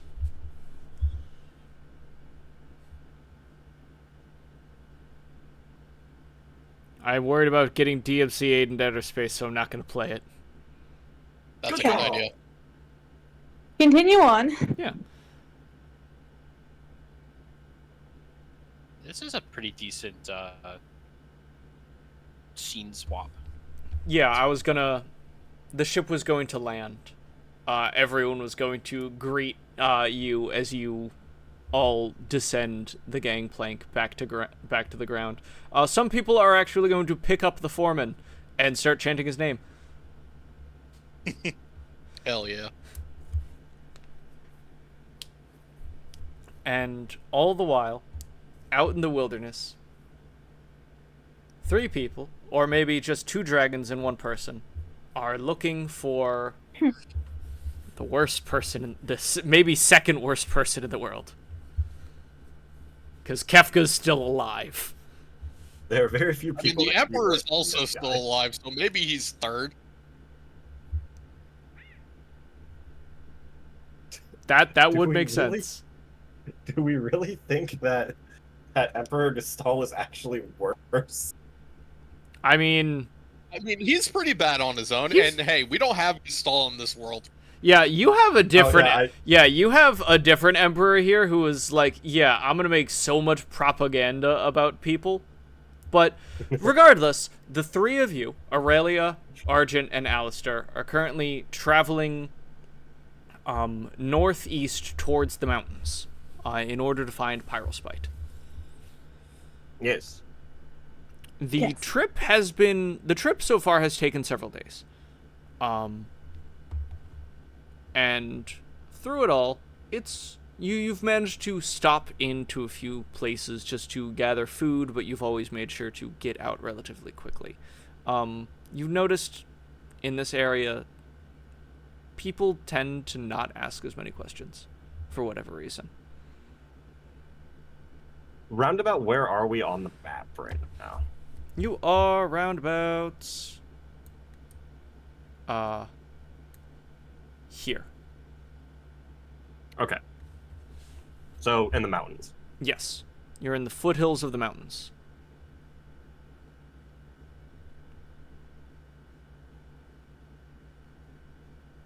When did we get an equator? The equator line is the line that the Virmana travels on.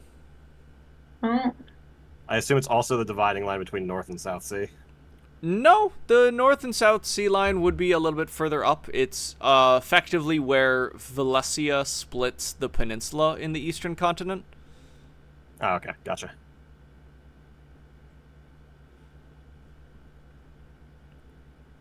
So, Are we traveling by dragon, or are we just walking, by the way? that was something I was planning on asking you guys. Aurelia probably would be willing to fly you guys over, though as you all got closer, it would be a little bit more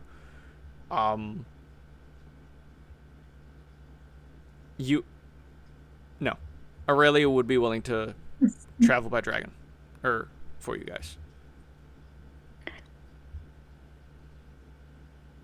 I'm broken. It was an accident. Are you good? Who keeps moving the doodles? The It doodle. wasn't Is that you, Ace? Are you the one that keeps moving the doodles you made on the map? I moved one on accident and I tried to put it back, but I couldn't put it back. I kept moving everything else. fucking hell. I'm trying. Okay, back. Here. There you go. I put it back. It's all GM, back. please. I'm going to lock the map at some point if this. I've literally never done anything. It's too late, Tintin. Look No, at this. I know. It is It's always unstoppable. you. Why is it always you? Regardless, the two of you are traveling with Aurelia, who is flying you around as a dragon in order to find the evil dragon. You know, this is my first time on this end of the dragon transport.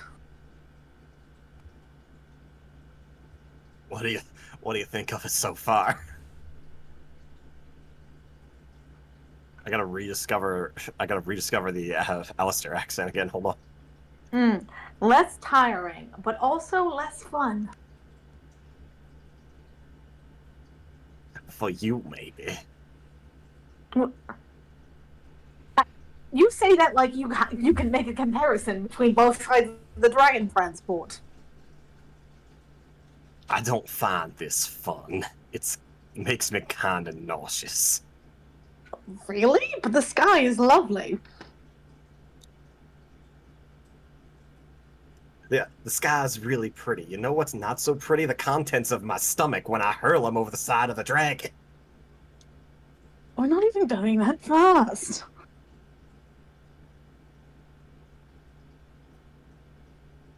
Listen, I would threaten you not to puke on my sister, but I think I need to say no words. She will handle it herself, which is infinitely worse.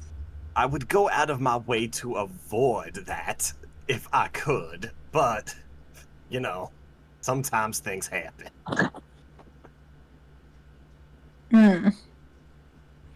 He's gonna reach up and gently pat your arm. There. Feel better.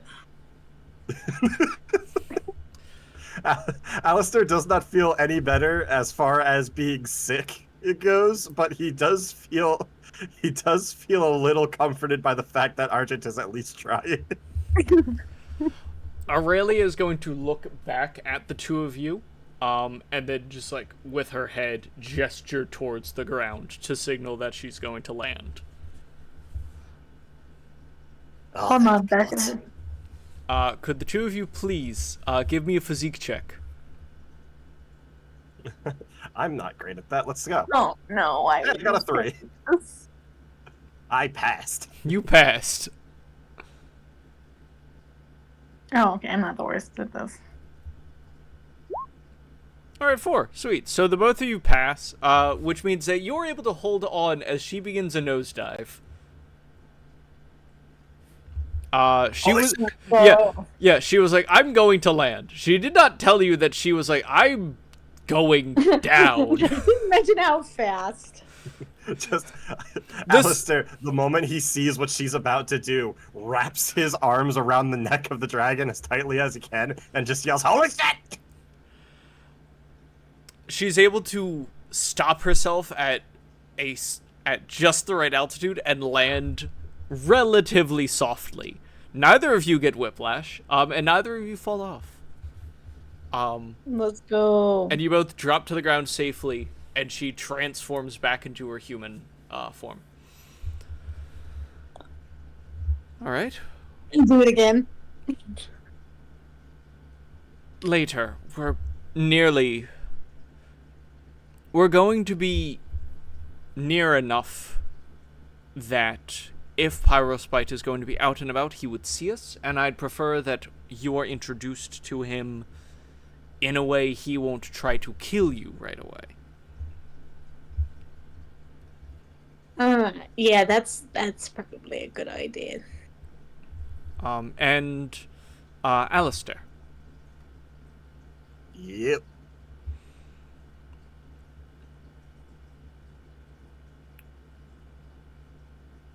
I would like for you to be as close as you could for the conversation that I'm going to have, that we're all going to have. Should the worst come to worst, which I think would just be Pyrospite trying to kill us, we should just leave. let me ask you a question there, Aurelia. When you have this conversation, are you planning on doing so in dragon form or in human form? In dragon form. Okay, that shouldn't be too hard then, because all I got to do is work my little disappearing touch and then just kind of sit on one of your backs then. That would be perfect then. Do you think he won't notice? We I mean, will. it hasn't failed me before. We'll Can see. you get? It is a dragon. So, like, we can't see you, but could we smell you? It's not so much what I do is not so much just a visible thing. It's more of a you can't detect my presence type of thing. It's not just visual based. It's like I'm not even there. No, I mean, I suppose that makes sense. I'm just checking. So as far as I'm aware, he shouldn't be able to detect me, but I'm not entirely sure the properties of the dragon's senses and how they differ from regular persons. So we're playing it by ear here. This is uncharted territory for me. Yes. Well, if you do, you make yourself invisible, or do you try to alter information? More like altering information. Then I think it's we not will so be much fine. that I disappear. It's more it's not so much that I become invisible. It's more like my presence disappears. I see. Well, then, hopefully, at the very least, if he smells you, he will not be able to put together that you are here. He will just react to something. Yeah. But it should work. It should work. I think if it alters information, that should work fine. The only question would be, could he sense the magic that you're using? Since dragon magic is like oddly meta magic. I mean, the magic that I use is fairly eldritch and unknown in its own right, so he may not recognize it, considering it is not common in the day-to-day, but also, as you mentioned, dragons are a kind of interesting case. Well, I suppose we'll see when it happens.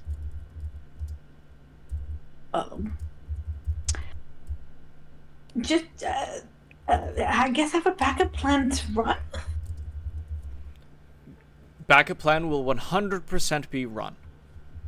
I mean, I'm pretty good at skedaddling, so yeah, that'll work just fine. Then I'm glad we brought you along. Hopefully, hopefully 2 dragons and yourself shouldn't be able to skedaddle too far. Hopefully it shouldn't be that hard. Yeah. Is there anything else we should know about him before we go in there?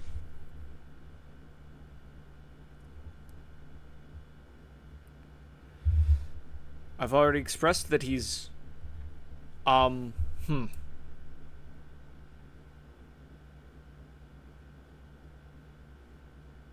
Nothing beyond what we've already discussed. Okay.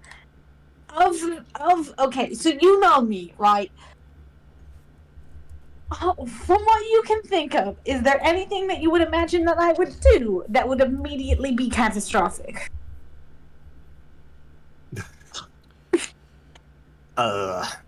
You know that thing you do where you can't help but ask a million questions about everything? Is that not the point of why we're here? It is part It of the might point. be, but also, that's the type of thing that might get on somebody's nerves. So ask the relevant questions, but don't... If it's not directly related to mastering your dragon form, it's probably best to leave it unasked. So ask the relevant questions first, is what I'm hearing. Yes. Argent, this is what's called playing it by ear. I need you to do something that you're very bad at. I need you to be good at it this one time. And that thing is reading the room. I ask can the read the relevant questions first. They and taught if us the- how to read. I know how to read several languages, actually. No. Not reading as in from a book. I need you to be able to tell if the big angry dragon guy is getting testy. And if I he just assume everyone's is, pissed off all the time. if he is, don't ask more than the relevant questions.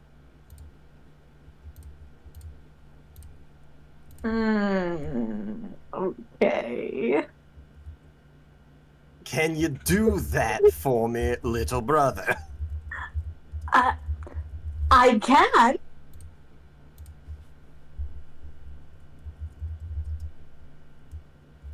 If you can do that, I think we'll be fine. Okay. I will. It will be a test of self-control, but I will do my best. I believe in you. Don't make me wrong, all right? I think you'll be able to handle it as well. What if he wants me to ask him questions? Consider that. I was going to say there will be some amount of. He will tell. He is going to talk a lot about the way the world used to be. There are times where, yes, letting him talk, or at the very least, not interrupting him is going to be key. But there will come a point where I don't think he'll be talking about what was, and he'll more just be talking about what he thinks it was. And at that point, we're off in the weeds. Yes, well, and at that point, it's probably just propaganda anyway. Oh, 100%. I look to Aurelia and I go, all right, so my point in this whole conversation is going to be sit down, shut up, listen, and not be noticed. Yes. You are going to have to guide him. I know that you can, but he can get a little bit hyperactive sometimes. I will do... I'm a perfectly appropriate amount of active. See what I'm talking about? Could you give me a... What's it called? Could you give me an empathy roll, Alistair? I'm gonna +2 this because I'm bad at empathy. You can do it, Masters. It's a 4. Still a good idea. Awesome. Arjun, could you write on your sheet one temporary aspect of pep talk?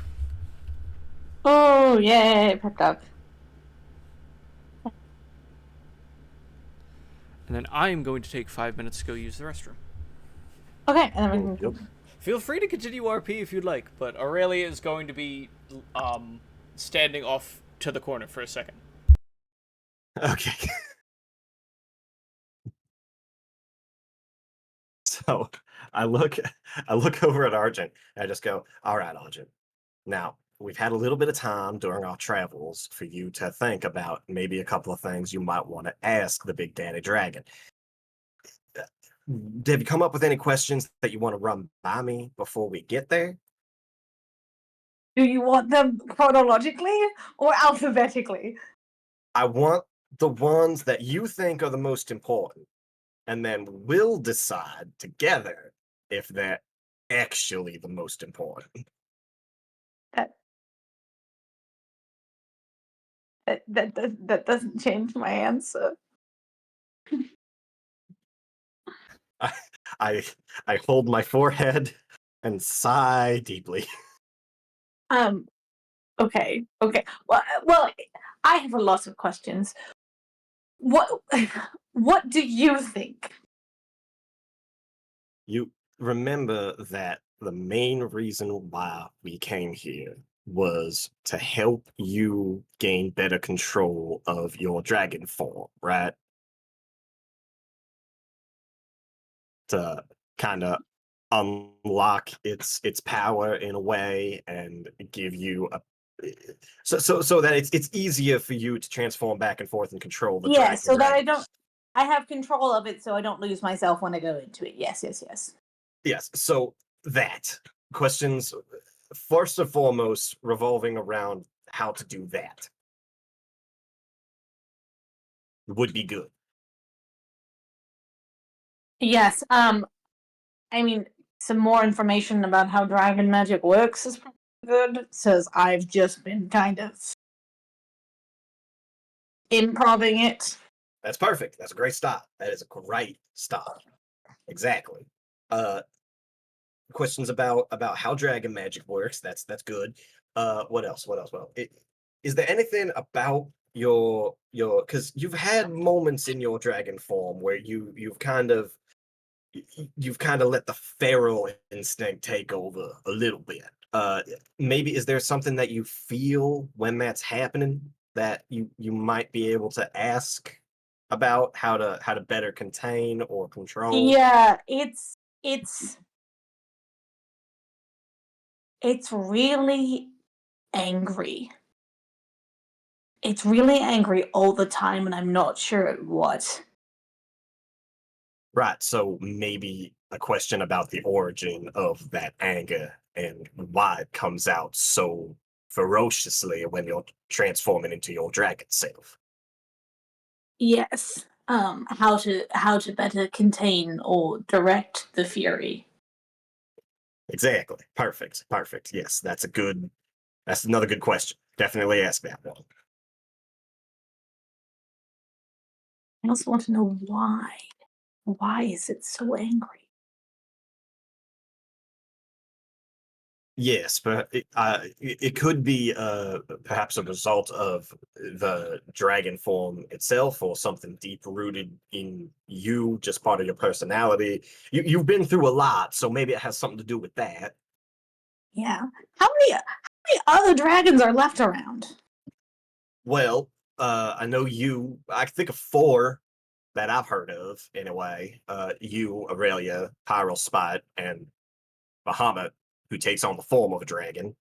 Right, and then there Uh, was the one that the captain killed. I remember that. yeah, but that one's kind of no longer around. Right. I have returned.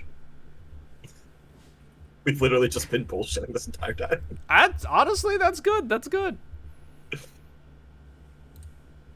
Um. Well. All you missed was us going over different questions that Argent could ask Pyral Spite, and then discussing how many dragons are even left in the world right now. We know that there are at least four. I want to understand how he sees it, because it's not accurate based on everything else I've heard. But I feel like it will give me a better idea how to interpret the rest of him. Yes, but you have to remember that this is an old dragon. The way he sees things is going to be different from what might be expected of someone like you or me. We know that he's going to have a massive sense of superiority over everyone else because that's just the way that he is. Right, but why? Argent, there was once a time when dragons were a completely unconquerable entity. Humanity was in no way. We talked earlier about the captain and his people being able to kill a dragon. Once upon a time, that was a fever dream. That was not a thing that anyone could even consider doing. You just had to survive dragons, not try to kill them. Right. He's a relic from that age, you understand. Yeah, I get it, but if clearly that is not the case now, has he not been proven wrong? Argent, I'm an old man. Despite looking young, I'm an old man. And as an old man, I can tell you that there are a lot of cases in which it's very difficult for old men to change. This dragon is an unknowable amount of years older than I am.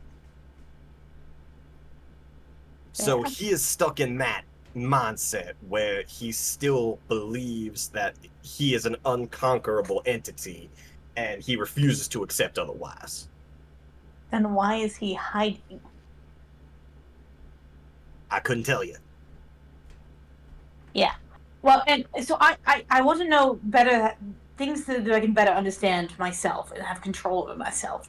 But I also am just wondering, like, what is he doing? Right? Like, would it not be a good idea to see if we could understand what his plans are for the purposes of thwarting said plans? That's to assume that he has plans.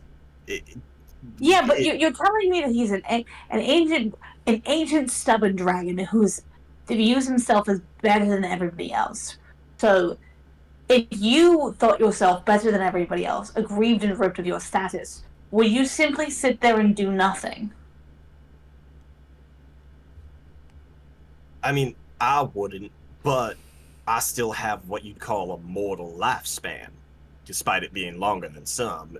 Dragons, if nothing else, they can be very patient when they want to. Right, but just because So- you're being patient doesn't mean you're not plotting. True, but the question is whether or not anything he plots is going to be happening anytime soon. He's dragons are good at striking when the time is right. If you want to try and figure out if he's got any plans, it's something that could be brought up, but it's also not something that should be brought up lightly, because it could be bringing it up at all may just be a cause to anger him. That's not what we're trying to do here. True. I can see how we'll see how it goes. I wonder though, because there hasn't been. I mean, there must have been other mixed breeds like Aurelia and I, but I don't think there's been anyone else who's had the draconic ancestry sort of pulled to the surface the same way that we had it. I didn't think about it before, but do we have a regular human like lifespan? I mean, that's an aspect of history that I'm not well studied on. I don't know anything about dragon half-breeds, if there are any others, or if it's a more recent thing thanks to Imperial technology. This is, again, brand new territory for even me, and I've been around the block a little bit. Right. Okay, well, I guess the only way to know is to ask, or to figure it out. So, I've got an idea of what questions I want to ask. Is there anything that you want to ask, since you can't ask anything? Also, for the crowd, if anyone had given me something to ask before we split. Yeah, as far as I'm concerned, like, I want to be here, have Argent talk to the dragon, and leave. I'm not trying to extend this conversation, so I'm not going to give any questions, but if anyone else wants to, go ahead. I think it's quite obvious. The only thing Alex would have wanted to ask is how quickly can this dude bleed? You know what? I got an idea. Oh, I got an idea. Argent has an idea. We should all be concerned. Oh no. Notes. DM, if do you want to Yeah. get this crazy train back Yeah, on the I rail? believe it is now time for the crazy train to get on the rails. Great. I'm gonna take that as a no from Josiah and Chad then. Going once, going twice. Sold. All right, let's take it on the road. Alrighty. Aurelia walks back over to the two of you and Argent, I think it is time. Alistair, would you prefer to be on Argent's back or mine during this? Most likely Argent's, I'm assuming. Yeah, you know what? I'll ride on Argent's back for this little bit. Gotcha. figured I would check. But Mostly so that if Argent starts getting off topic, I can punch him in the back a little bit to make him shut up.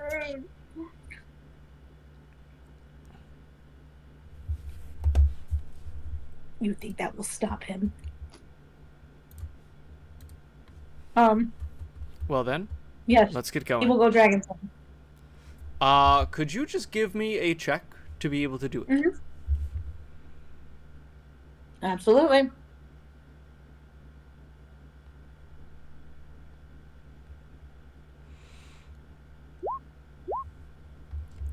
Exceptional.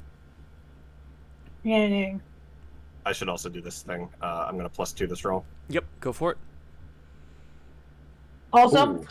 I'm only Okay. now realizing this means I'm using my dragon stats for this encounter, and oh man. Yep. You do still keep the special ability, the one aspect that you had. Cool. That's good to know. I just realized how much worse I'm gonna be at this in this version, and it's funny. But we're gonna go. All right, so that's a 7 Nice. on my Ghost in the Trenches roll, which I believe is 2. That is a Successes with success with style once. 8 What's would one? be so on it's 5 and 8. Gotcha. Okay, yeah. All right, so Argent, you didn't have any issues going dragon? Nope. No, I need you to know the dragon has a 0 in empathy. Right.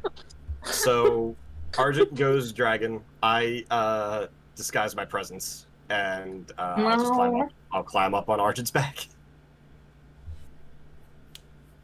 Argent and Aurelia take off, and Aurelia guides Argent to Pyrospite's location. He is currently in a wide valley in the mountains. When you find him, he is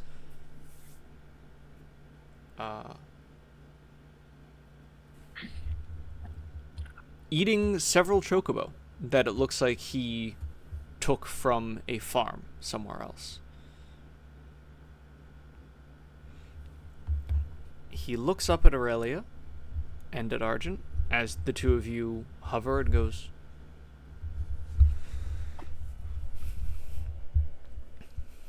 "Young one, is this the second you spoke of? You there, Silver. You are her sibling, yes?" And you find that you're able to communicate with him in some way. There is, like, Alistair, you hear, like, not, like, speech or a language or or anything like that. There's just, like, this kind of growl. And somehow that is able to communicate all of this. So What can I is- understand what he's saying? No, or you cannot, but you know that they are talking. You can tell that they are talking. Oh no. Oh god, this immediately puts a wrench in the plan for me. Is there any way that I could decipher any of this? You know Argent enough to be able to roll empathy on how he is doing and what he is thinking. Okay, spend a lot of 8 points. Alrighty. Oh no. What is he? Can I have a description of what he looks like? Like, is there an aura around him? So Pyrospite is an odd dragon, white, but like entirely matte white. Like chalk. Save for 2 just burning red eyes, the blood in his teeth, and dust that is accumulated at the base of his claws and within some of his between some of his scales. And you actually remember, for a split second, you have a moment of deja vu to a dream that you had back in Caliant. You remember... If you don't actually remember, I will just run through it. I do, but run through it Yes. anyway. You remember climbing a staircase you could not see in order to try and escape the feeling of being imprisoned. You made it as high as you could, and the minute you felt that there was no other step, there was no higher that you could climb, you heard a voice or a cry. You turned around and you saw those eyes. You saw a great white shape with red eyes behind you. Oh. What is this? What is the sense that I get from his presence? Like, does he come off as, not in general, but I'm asking specifically to Argent? Yeah. Does he come off as very intimidating or like oddly familiar? Like, what is the sense that Argent gets looking at this guy? Arjun can tell right away that this guy is powerful. That he is looking at... You heard ancient, you heard powerful. You have never seen an old dragon. He is larger than you. Everything about him seems sharper, almost more defined than even Aurelia. Aurelia is like a mass of power and energy that can be pointed in a direction and set loose, similar to you. This guy is like the edge of a knife or of a weapon, but made a living form. He is old, wise, precise, terrifying. Maybe not terrifying, but intimidating. Mm-hmm. There is no wasted motion in his effort. What was his question again? Are you Aurelia's sibling? Ah, yes. Yes. Good. I have been told of you. I have heard good things about you. I have heard that you are strong and that you seek further strength. Come. Sit. There's a pause of trepidation, but he will approach slightly and sit.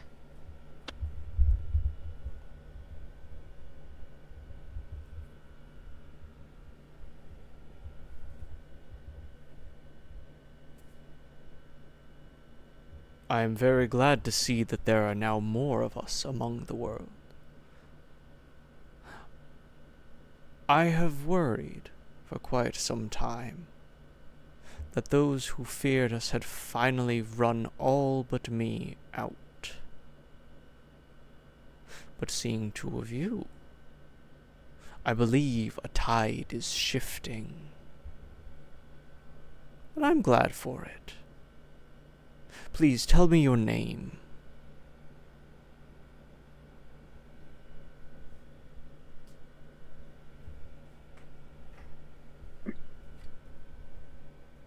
My name is Argent. Argent. It is simple, it is good. I am glad to meet you, Argent. I am Pyrospite. I am heir to the empire left behind by the Dragon Lord. I am not his child, no.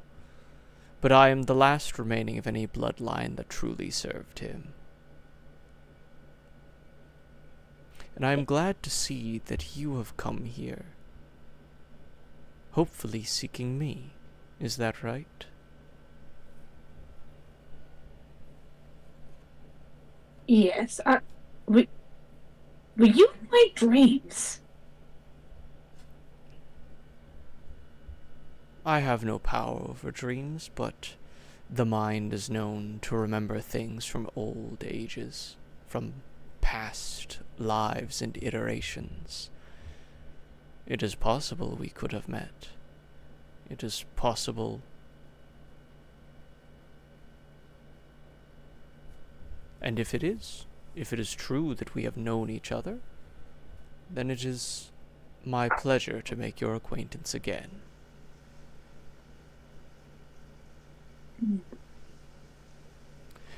And that is wonderful to hear as well. If you remember me, if you had seen me, then you may already know the cause I wish to implore you fight for. You may remember other things of the old world. Have you thought about them?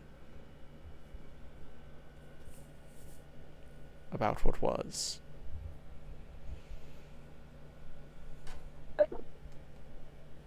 I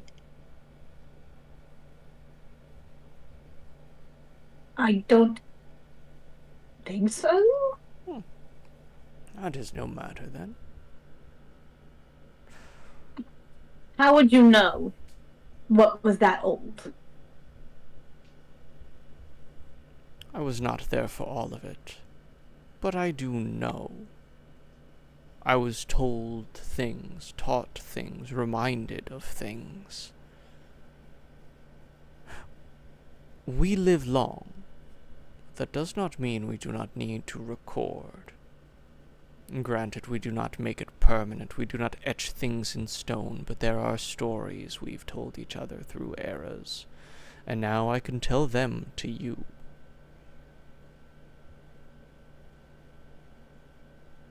If you would listen. Go on. Wonderful. Thousands of years ago, the Dragon Lord, as he is known, as he was able to unite all upon the world. Every nation, every people on Sampo, brought to heal, brought to serve in the absence of that foolish nation. The old one, Zeal, I believe it was. The world required strength again. And we could provide it, and we did.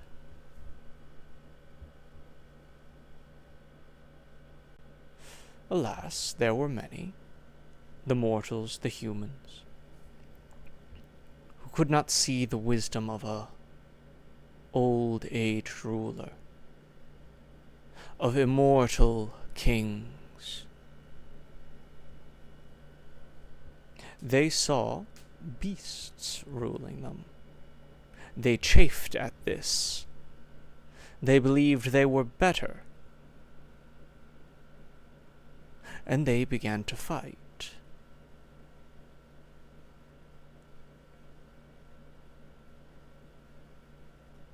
Needless to say, they did a good job.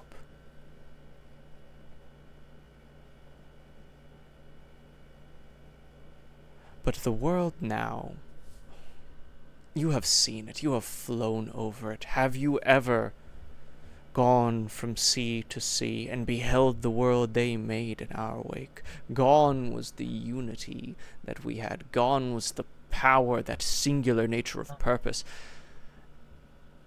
They're fighting all the time. They kill one another, they kill themselves, they kill everything they can, all in the name. All in an attempt to gain a sliver of what they had under us. It is distressing, isn't it, to see such chaos sown in the world by those who cannot change it or cannot live to see the changes that they could bring.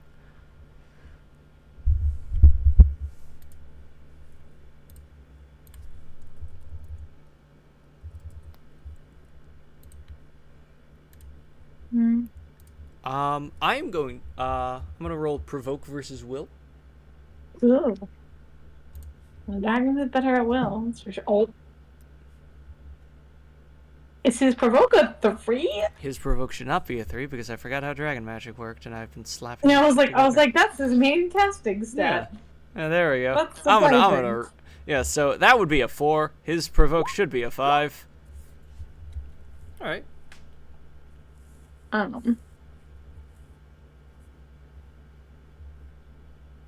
I certainly have experience with those who wish to quell what they label as chaos.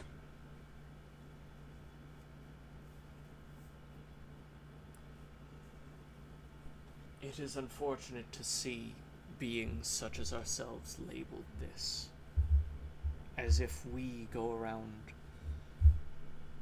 burning and destroying just because we can. There is a better world that we could make. But alas, they will not see it. And so they call us beasts and monsters, and so they hunt us down. Because they do not wish to believe that anything is better than how they live.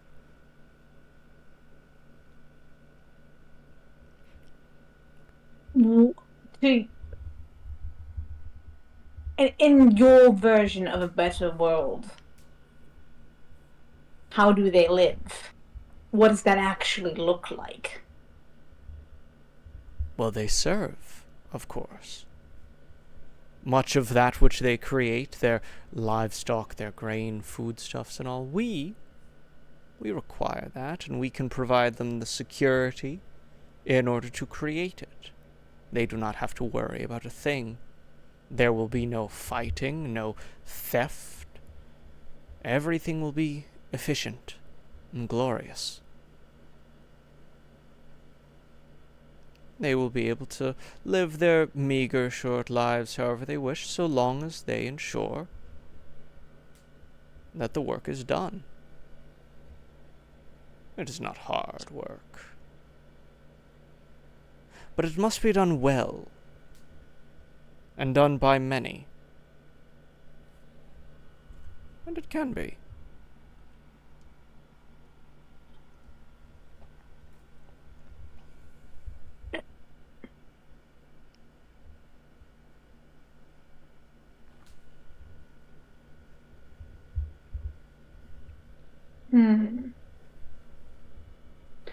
And you think this is better for them?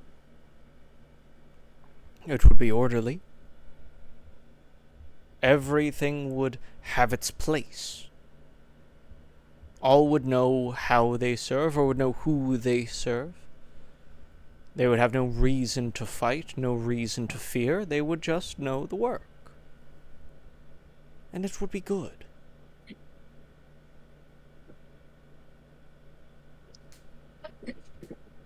A life in which you only know work does not sound like a good life.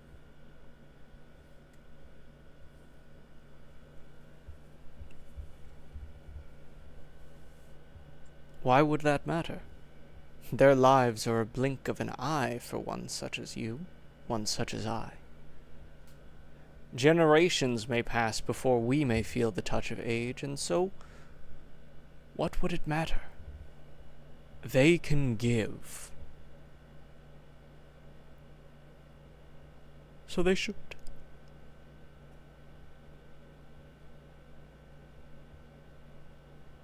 Now, if you wish to know more, if you worry at all, fret not.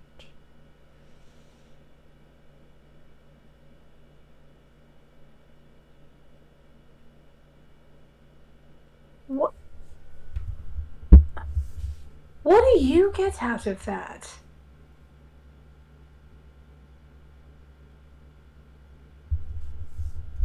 In an eternal life, all alone at the head of a machine. I get to be what I am. Powerful. It is the only true measure of any kind of worth in this world. Look around.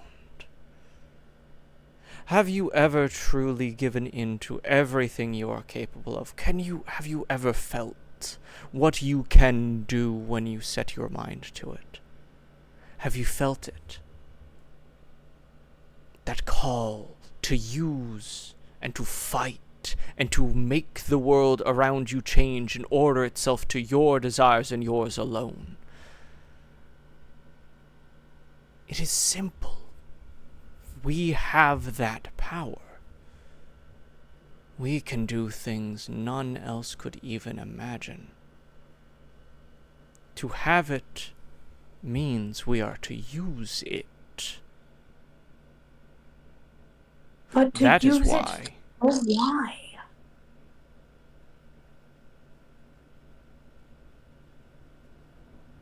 We use it. To use it. We are given it so that we can use it, so we can exert our will upon this world and change that which we desire. Yes, there's more than just using it. I have wants and I have needs, and I can gain all I desire with the power I have. You can do the same.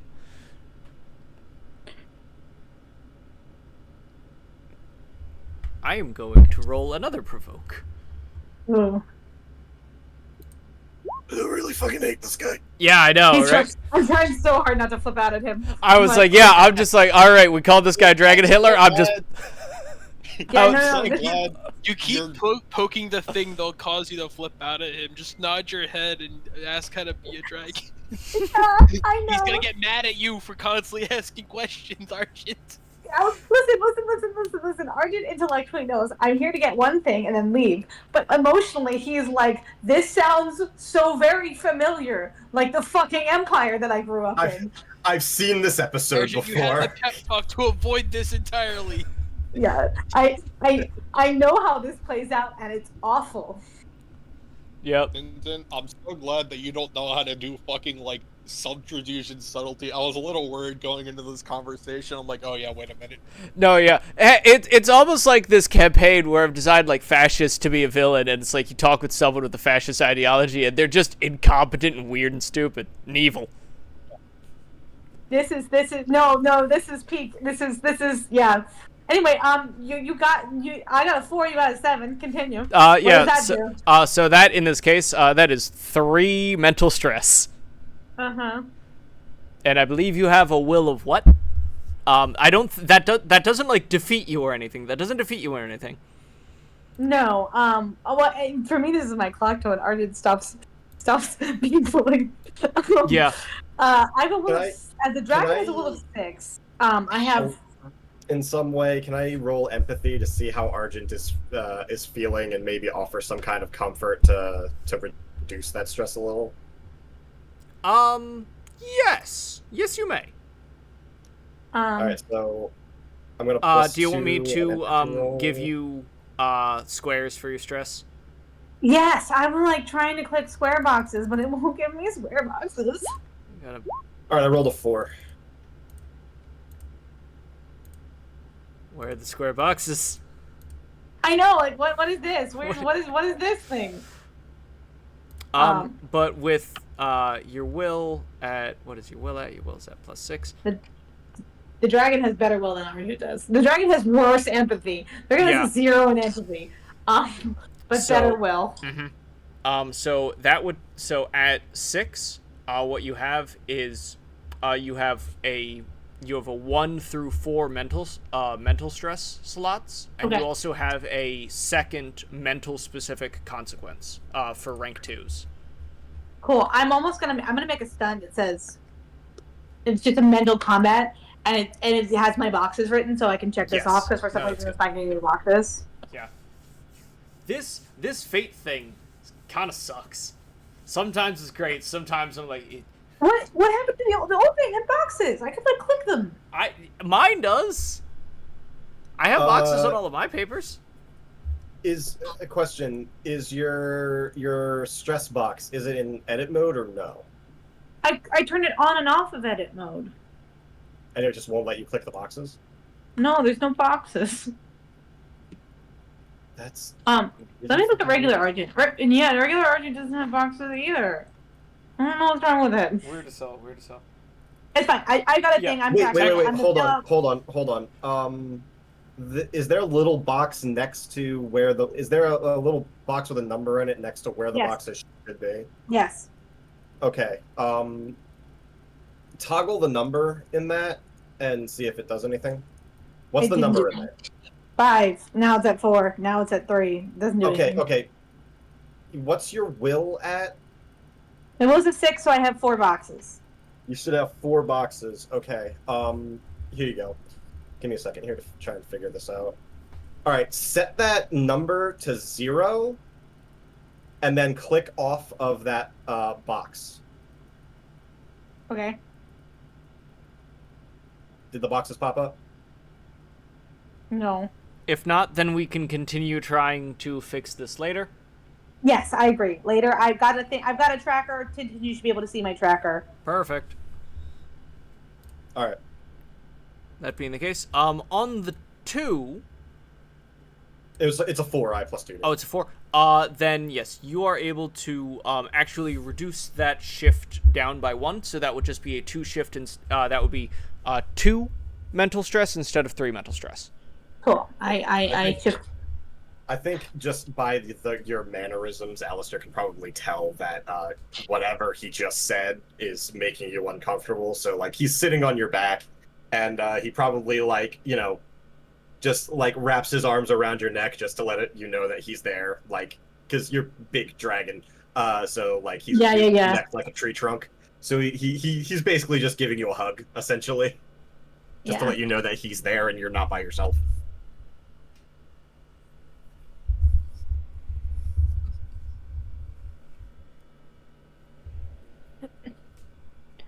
Right. So that's the kind of will that you want. Yes. How? You said that there was not that many of us left. How do you plan on achieving that?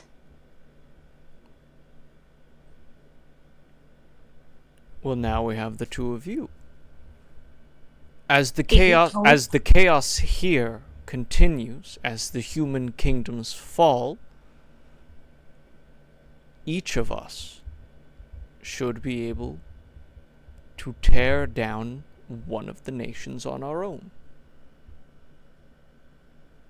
We could rule them as their new draconic kings. It's happening slowly right now, their fall, but we could make it happen so much faster. How?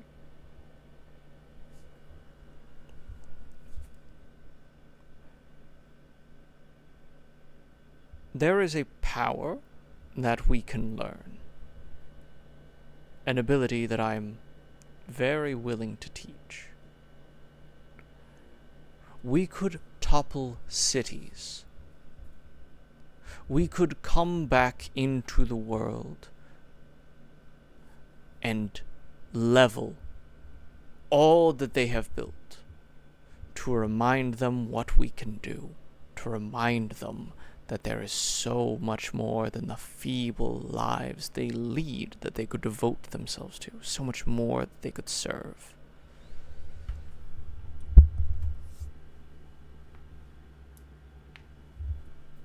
Is it just the 3 of us?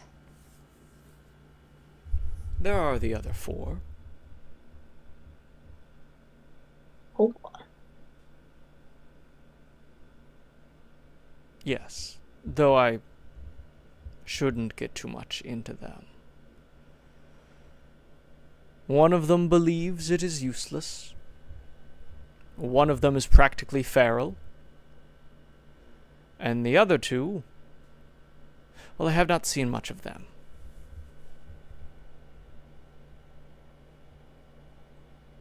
Who are they?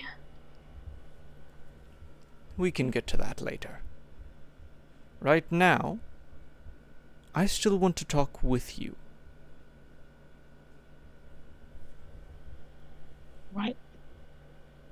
So, what is this?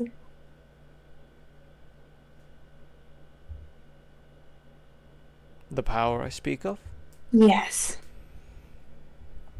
It is the ultimate form of what I talked about earlier, that will that we have that we can exert over the world. We can make power. We can summon up force itself to level forests, chop mountains apart, and turn cities into nothing but rubble.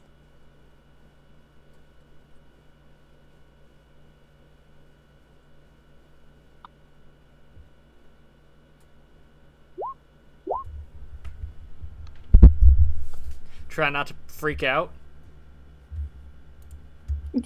He's just like, oh yeah, you also want me to blow up cities? Why is this always Fucking hell. Alright, can I roll empathy again? No, Or do I even need to? Do I even honestly, I'm going to roll the provoke there because you have the will. Yeah, go for it. Yeah, because he's just... I'm sorry, that specific comment, he was No, just yeah, like, he's nah, hitting your yeah, buttons. He's hitting your buttons. Literally, Like, this this guy is was not designed to push your button. This guy is not like this combat is not about, oh, we have to try and make sure Argent doesn't fall to the dark side. It's no, we have to make sure Argent doesn't try to kill this guy and get punched. Does it flip the fuck out? obliterated. Yeah. It won't go well for him, but it's the matter of will to not try it. Yep. It's like, all right, all you have to do is keep going. Yeah, we're so worried about the poor impressionable little guy, but also he knows intimately what this specific thing looks like. Yeah, I'm not concerned about Argent, like, falling to the dark side. I'm concerned about Argent getting himself killed by challenging an Elder Dragon. And that's a fair worry. Yep. But here, yeah, so that would be 2 mental stress, which would hit the 2 box again and would go up to the 3. Yep. Can I try and lower that again, like, in a similar fashion? Yes, please do. Alright, well, first I gotta roll my empathy to see if I even clock what's going on here. It's another 4. Alright, It's cool. another 4. Sweet. All right.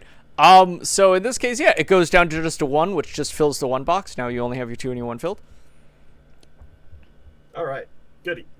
Yeah, so I can tell that you're getting more and more tense, and the hug just like turns into it gets a little bit tighter, and you can feel he's like patting the side of your patting your back or the side of your neck or whatever. Your big dragon self just like trying to keep you calm and be like, Yeah. it's okay, everything's gonna be fine. Whatever he's saying, it's not like it's nothing that we can't deal with if we have to. Yep.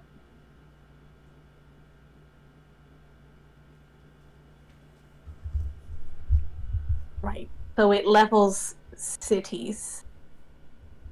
Yes. Oh.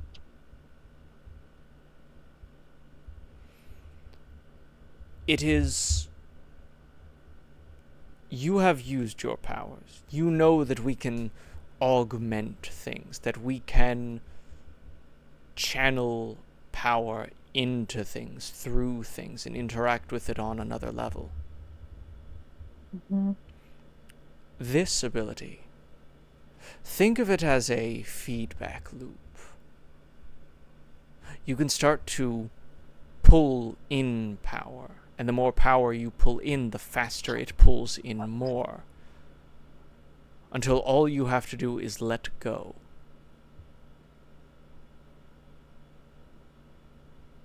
So the stronger the people and the things they bring to fight you, the more doomed they are. Yes. But if they don't have those things, they just can't fight you in the first place. Yes. As I said, it is our will to change the world manifest. The very thought of fighting it fuels it. There can be no stopping it once everything is in motion.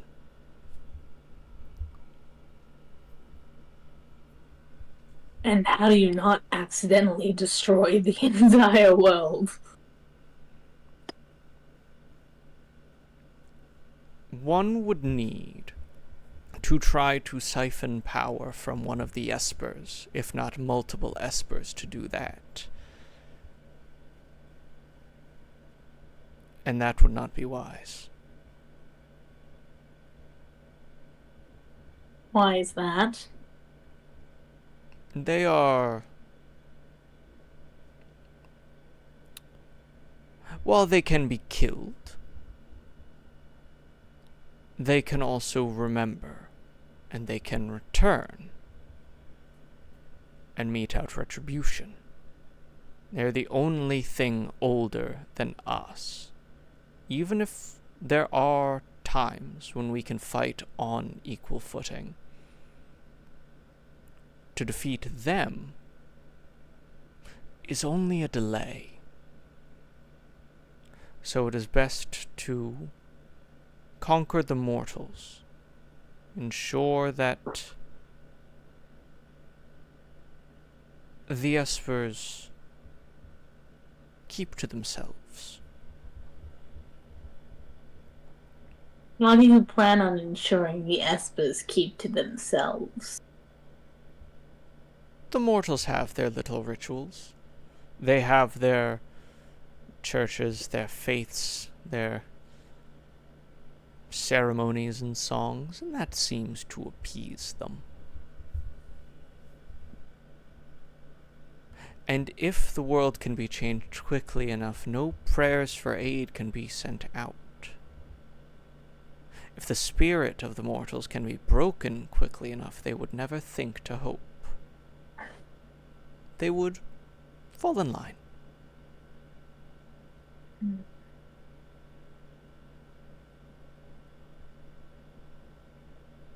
So,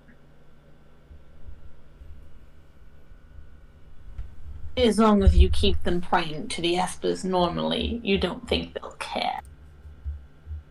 That is correct. And as long as you don't accidentally try to absorb an esper with this feedback loop, the catastrophe will not encompass the entirety of the planet. That is correct. And is there a way to turn it off in case you do? Oh, yes. One, like I said, all one must do is let go. It would How do release... you would release the power, but you would also stop the looping process. It wouldn't be as strong as it could be, but you would stop the process. how does the process work?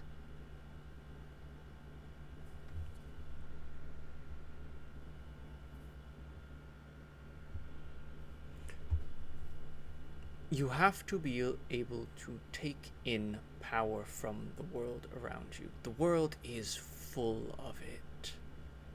From crystals to the espers to the mortals. Hell, even small things, fires and storms.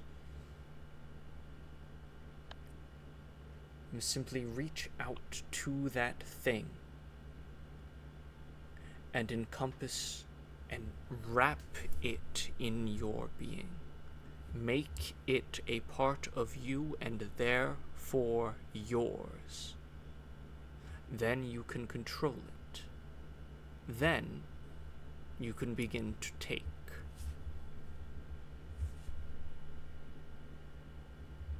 Is it like something like this? If he's not gonna do the thing, but you know Argent's like resonance, like amplification, like mergy thing. If he like reaches out a little bit with that like kind of vibe, just to like be like, is this the thing that you're talking about? Yes. And he responds, yes, you have begun. Aurelia was not even aware of this power when I first met her, but you... You have the makings.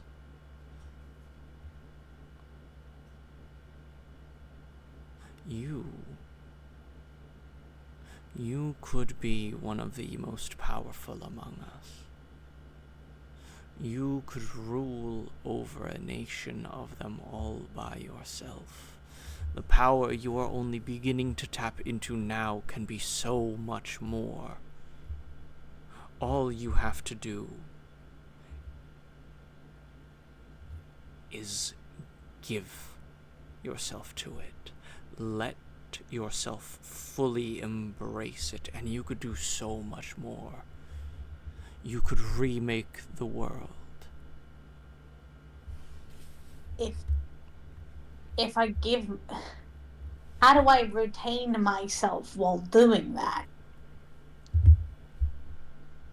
Because you must do it with a purpose.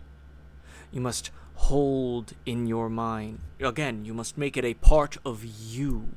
You must wrap yourself around it. Make it serve you. Why is it so angry? Because it wants to be used, to be contained. It is wrong. As I said, we have this power. It is our right to use it. There is no thing more natural than to simply act.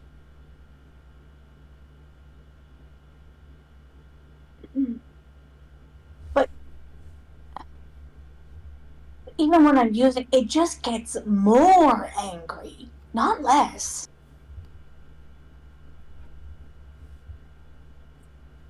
Then you need to stop fighting it. Stop preparing to put it away.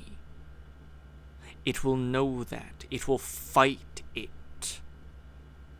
Fully embrace it, or you will never be strong enough to achieve what you desire.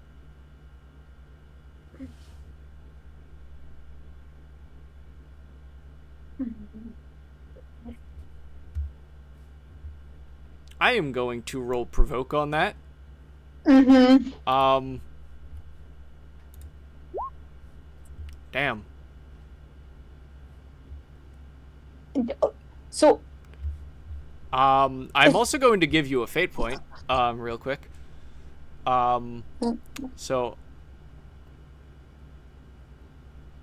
I'm also surprised his provoke is lower than my dragon's provoke, to be honest. yeah.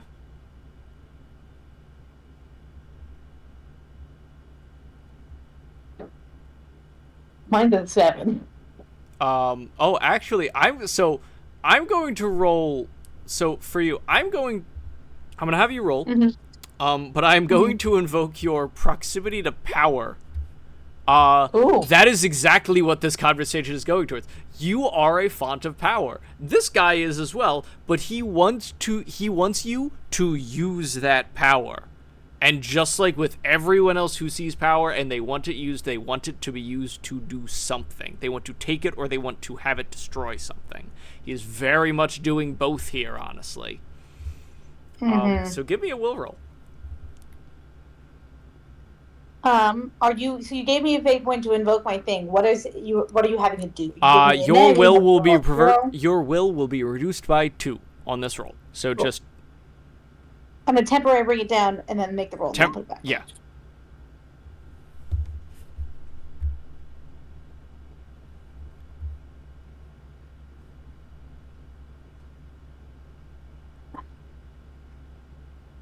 All right. So that is. But Hmm? Oh, go ahead. No. So that's an even roll. Mm-hmm.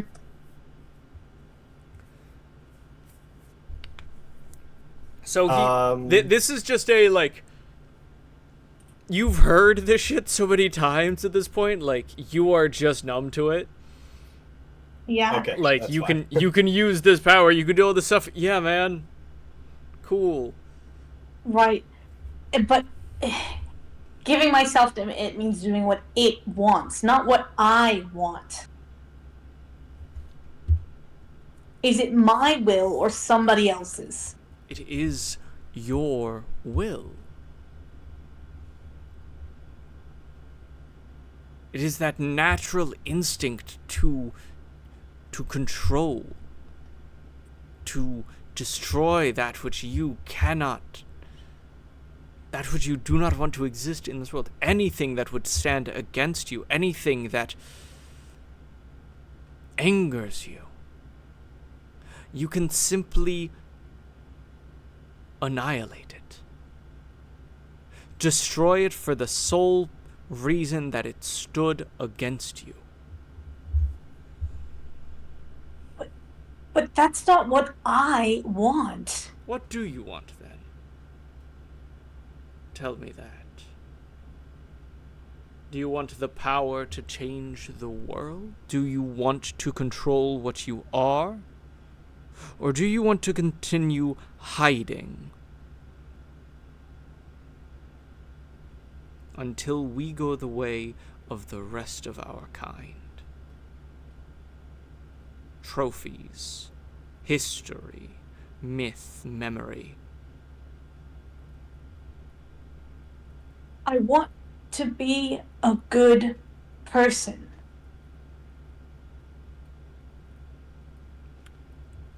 Alistair is incredibly proud right now. Could Power doesn't have any impact on that. you give me a deceive check? Ooh. Oh, the dragon's already bad at this. Oh. Oh no.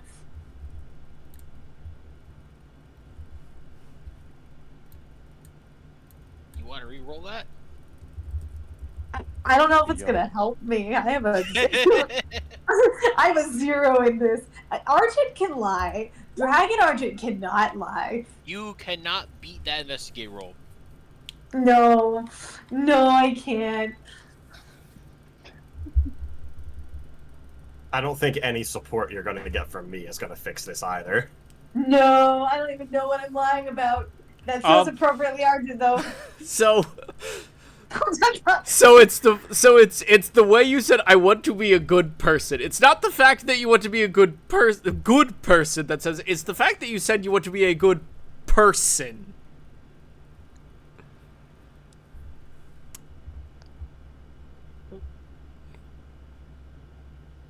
You are so much more, or I thought you were. You are a dragon. You are power incarnate. You are the natural world risen up, given form and purpose and strength. Or so I think I was led to believe. If this is all your generation has to offer me, I would like to invoke one of Argent's aspects. Ooh, go ahead. Spend my last fate point to invoke He Can Be Dragon. yes, he is he is currently dragon. Yeah, but I want to invoke that in a way that, like, he's questioning Argent's pride as a dragon. I want to invoke that in a way for Argent to come to his own defense of his dragon self. Okay. I can do this. Cool. He can be dragon. Give me a provoke roll. Just Yes. do a thing. And then yeah. you get you get bonus on your roll from my fate point that I spent to invoke that. Cool. I might also boost my. I think I will also add my own, so it's gonna have +4.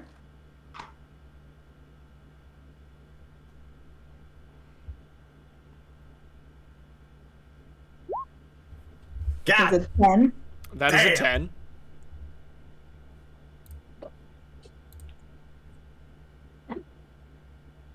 You keep talking about some grand superiority over the puny mortals and the humans and all of these things, but the world that you are describing and the things that you want me to do are exactly the same things that those very mortals you keep talking like they're ants about have tried to get me to do.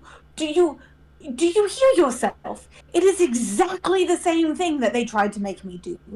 To be a weapon for the sake of being a weapon. Power for power itself. The purpose of subjugation of against some vague idea of chaos, as if chaos is not just life. Why? Is it the end why is never to help things. It's not better. It is just to destroy. And it is exactly, you are doing the exact same thing that they are.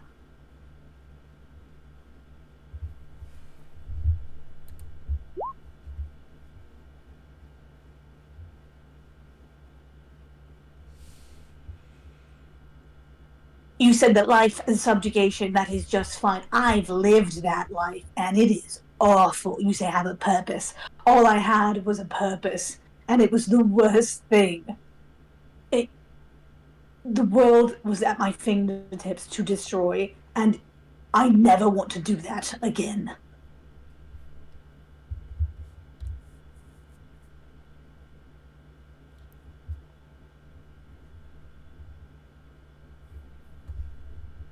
Perhaps you are too young.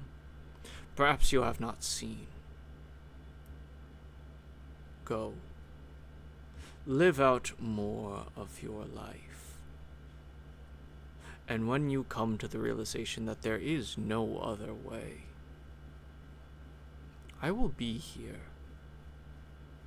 And I will welcome you again.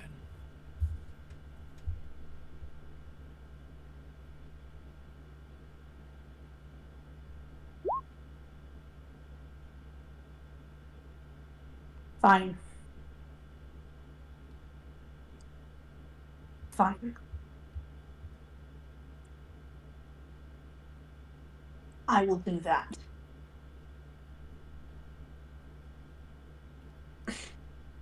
And you can wait. All alone. Because apparently you like it like that.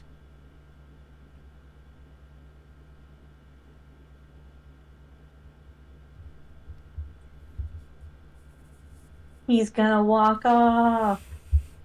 He's dragon stomping away.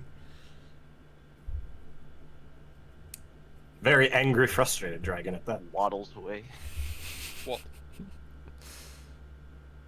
He's like, oh, you want to question my integrity as a dragon? You're the same as these people, and you don't even know it.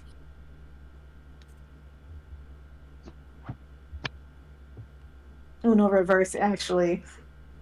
well, you've proven that he really does need you, because otherwise I think he would have just slapped the shit out of you after saying that. Yeah, kind of. I love that He wants, shit. he wants Why? an age of dragons. He needs more than one dragon for an age of dragons. Yeah. And Arjun apparently knows how to do the exact thing that he wants. I can hand you ultimate power, and I'm just like, oh, I already know how to Like, do that. Arjun doesn't need help if he wanted to destroy things, but that's not what he wants. Yeah. Right. He's like, let me hand you the keys to destruction. I have them. I don't want that. I use this for friendship, You have actually. nothing to offer me that I don't already possess. Yeah. What do you want? I want to be a good person. Ah, shit. All I got for you is being a cog of the fascist machine. Yeah, I've already done that. I don't want to do it again. You could be the head of the fascist machine. I don't like that either. That's not my style. No, you can't.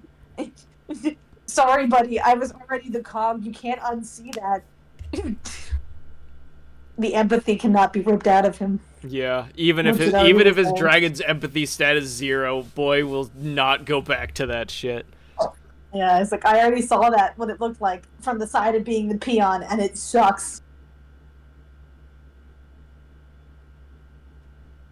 Anyway, yeah, so he's like, I just like, I've learned a lot. I also know I'm like, oh god, this is horrifying.